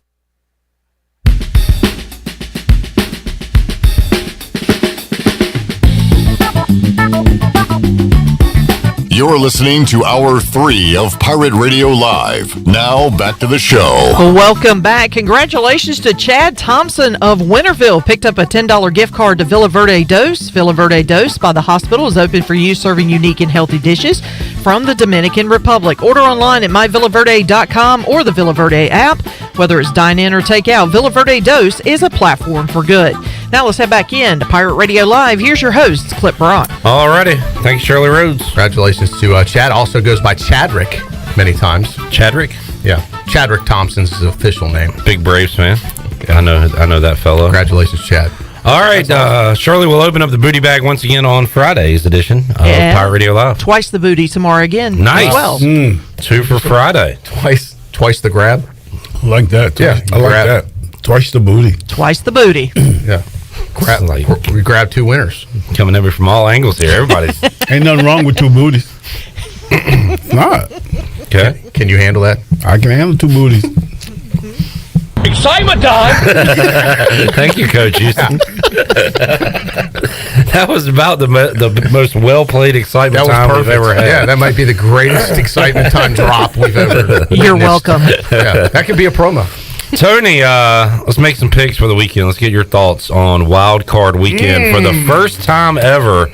Triple header Saturday, triple header Sunday. I love it. How man. sad are you that the Patriots aren't in it? Because I know you love it. Yeah, I'm kind of sad, but watching the season this year, they didn't deserve to go to the playoffs anyway. Right. Almost like the Redskins, but we're not saying anything. Wow. But anyway, we're in a rebuilding situation right now. We had a good run, man. It was a good run. Yeah. So it's a little bit better than good. See what happens next year. Tony, I see you on social media a lot calling out Bills fans over the years. Well, guess what? The Bills are good this year. Yeah, they are. They are good. And they are taking on the Colts coming up 105 on CBS. You can hear it right here on Pirate Radio. Who you got? I mean, you know what? Phillip Rivers, he's never out of a game. He's a great quarterback. I think he's great, but Buffalo's got a good defense, and Josh Allen is playing really good football. They are a machine right now, man. Putting up a ton of points. They're gonna have fans as much as I hate, and that's another thing. This is the first time they're going to have fans in the stands, and their fans are so crazy. They'll sound like a full stadium. Will they make it? It's going to go crazy. Will they make it in the stands, Troy? They like to go through tables and Get a little wild during pregame. They do. No fan base goes through more tables than the Bills Mafia. Good for them. So you got the Bills. Yeah, Bills could. It might be a killer, man. They might beat them by 30 points. All right, Rams at Seahawks. I still don't know who the quarterback is for the Rams. Could be Jared Goff. Could be John Walford. The winner of this game will play the Bears. Ooh, okay. So you're saying the Bears are going to win? I think that it's a possibility. It could happen. Actually, very optimistic. So Green Bay is going to play the lowest seed. Lowest seed, correct. So if the Bears win, they play Green Bay because Green Bay's the one. Oh, seed. okay. Well, I might have it wrong then. I was going by what my 12-year-old told me, and he's pretty good with stuff like that. So, but you know what? The Bears just keep the dream alive. The Bears are the lowest seed, though. That's what Bryce said. Yeah, So they're the lowest seed. Yeah, they play the Packers. They're the They're the lowest seed. They're the 7. Yeah, you're right. They got a better record than the Redskins, but they're still the lowest seed. We won a division. We're champions. I'm going to buy the ring to prove it. Rams at Seahawks, Tony. All right, disregard what I said earlier. Tony, who do you like? You know what? Yeah, Mitch is. I like Mitch. Wait. I'm not even talking about the Bears. Troy brought the Bears into this. We're doing Rams and Seahawks. Yeah, Rams and Seahawks. You got me confused. Yeah. Stay on message. Rams and Seahawks. I don't know who's the starting quarterback for the Rams right now, so I got to go with the Seahawks, man. I'm going to go with the Seahawks. Who's the quarterback? I'm going to start, so I'm going with the Seahawks. Brady at Washington. You know, man, I'm still a Brady fan. Can we keep it close? I like Brady. I don't think you're going to keep it close. I think it's going to be a game that you're not going to like watching. All right. Oh, boy. That'll be mean. If that's the case, then I'm definitely watching the Facebook. We'll be on Facebook Live and YouTube Live Saturday night, folks. Because it would be cool to see you melt down in real time. Yeah. Like normally I just have to look at your Twitter feed to watch it, read the meltdown. This time I can watch it. Yeah. It's going to be really good or really bad, so check it out. Because you do get a little emotional with the. I do. You're like Bailey and the Cowboys. It's one thing you that lose a little bit of perspective. I'm a pretty even keel guy, but like during Washington games, I do get a little crazy. Yeah, I understand. I'm the same way. I let the Bears affect my mental health at times. I'm not saying it's right. I'm just saying I recognize it happens. That's the way it is. Yeah. I think best game of the weekend, Tony Collins, 1:00 on Sunday, Ravens at Titans. That should be a good game. That's going to be a good one. That's going to be a lot of running, and I'm a Lamar Jackson fan. I'm hoping they can win, but the only way they can win, they got to stop big boy Phillip the Henry. They got to stop him, and it's going to be tough to stop him. But I'm still going to go with the Ravens, though. Ravens are a slight road favorite in that game against I'm going Tennessee. with the Ravens doing. All right, Troy D's Bears in the Mercedes-Benz Superdome taking on the Saints. Like I was going to say earlier, they don't got a chance. Bears don't have a chance. You don't have a chance down in New Orleans, man. I'm going to tell you right now, it could get ugly for you guys. It really could. Bears took them to overtime in regular season. Yeah, that's regular season. This is the playoffs. Finally, late night Sunday night, it'll be Browns at Steelers. Now, this game, I think, is going to be a really good game. I really don't think Pittsburgh is playing at their top level right now. They're getting back into the groove. But Cleveland is an exciting team. I'm going with the upset. I'm going with Cleveland. That is Tony's Cleveland. One upset pick of the weekend. Yeah. So there you go. Go with Cleveland with the upset. Browns over Steelers. Troy, enjoyed it, man. Yeah, it's fun. I'll be back with you Monday in the 5 o'clock hour. And yes, Cliff Godwin will join us live with ECU baseball. Tony, hope to see you next week. Oh, you won't, because I'm going to be out of town. I'm going away for a while. A while? Wow. Yeah, this is my road trip to my grandkids. Oh, okay. And Tony's got like 100 grandkids, so he's right. It's going to be about 3 weeks. I'm going to be gone. How was Cammie with Santa Claus? She was kind of scared. She was kind of scared. Tony at first. was Black Santa, and it scared the hell out of her. Even she wasn't recognizing a Black Santa. Who is it? You had to like say it's Tony. It's me. I almost had to take my beard off. You did. You scared? I saw she cried. Actually, that's funny. A lot of girls do that when they see you. All right, so you'll be off for a week or so? 3 weeks. I'm going 3 weeks? Holy mackerel. Got a lot of grandkids. When he says a while, he means a while. All right, we'll talk to you in February. We'll do a Super Bowl preview with him. We can do a call-in, man. We can do a call. We might. We'll talk see. to you. Depends what happens. All right, we'll see you folks Friday, 3 o'clock for an all-new edition of Pirate Radio Live. Shirley Rose, Chandler Honeycutt, great job. We'll see you guys tomorrow as well. So long, everybody. Thanks for listening to Pirate Radio Live, an exclusive presentation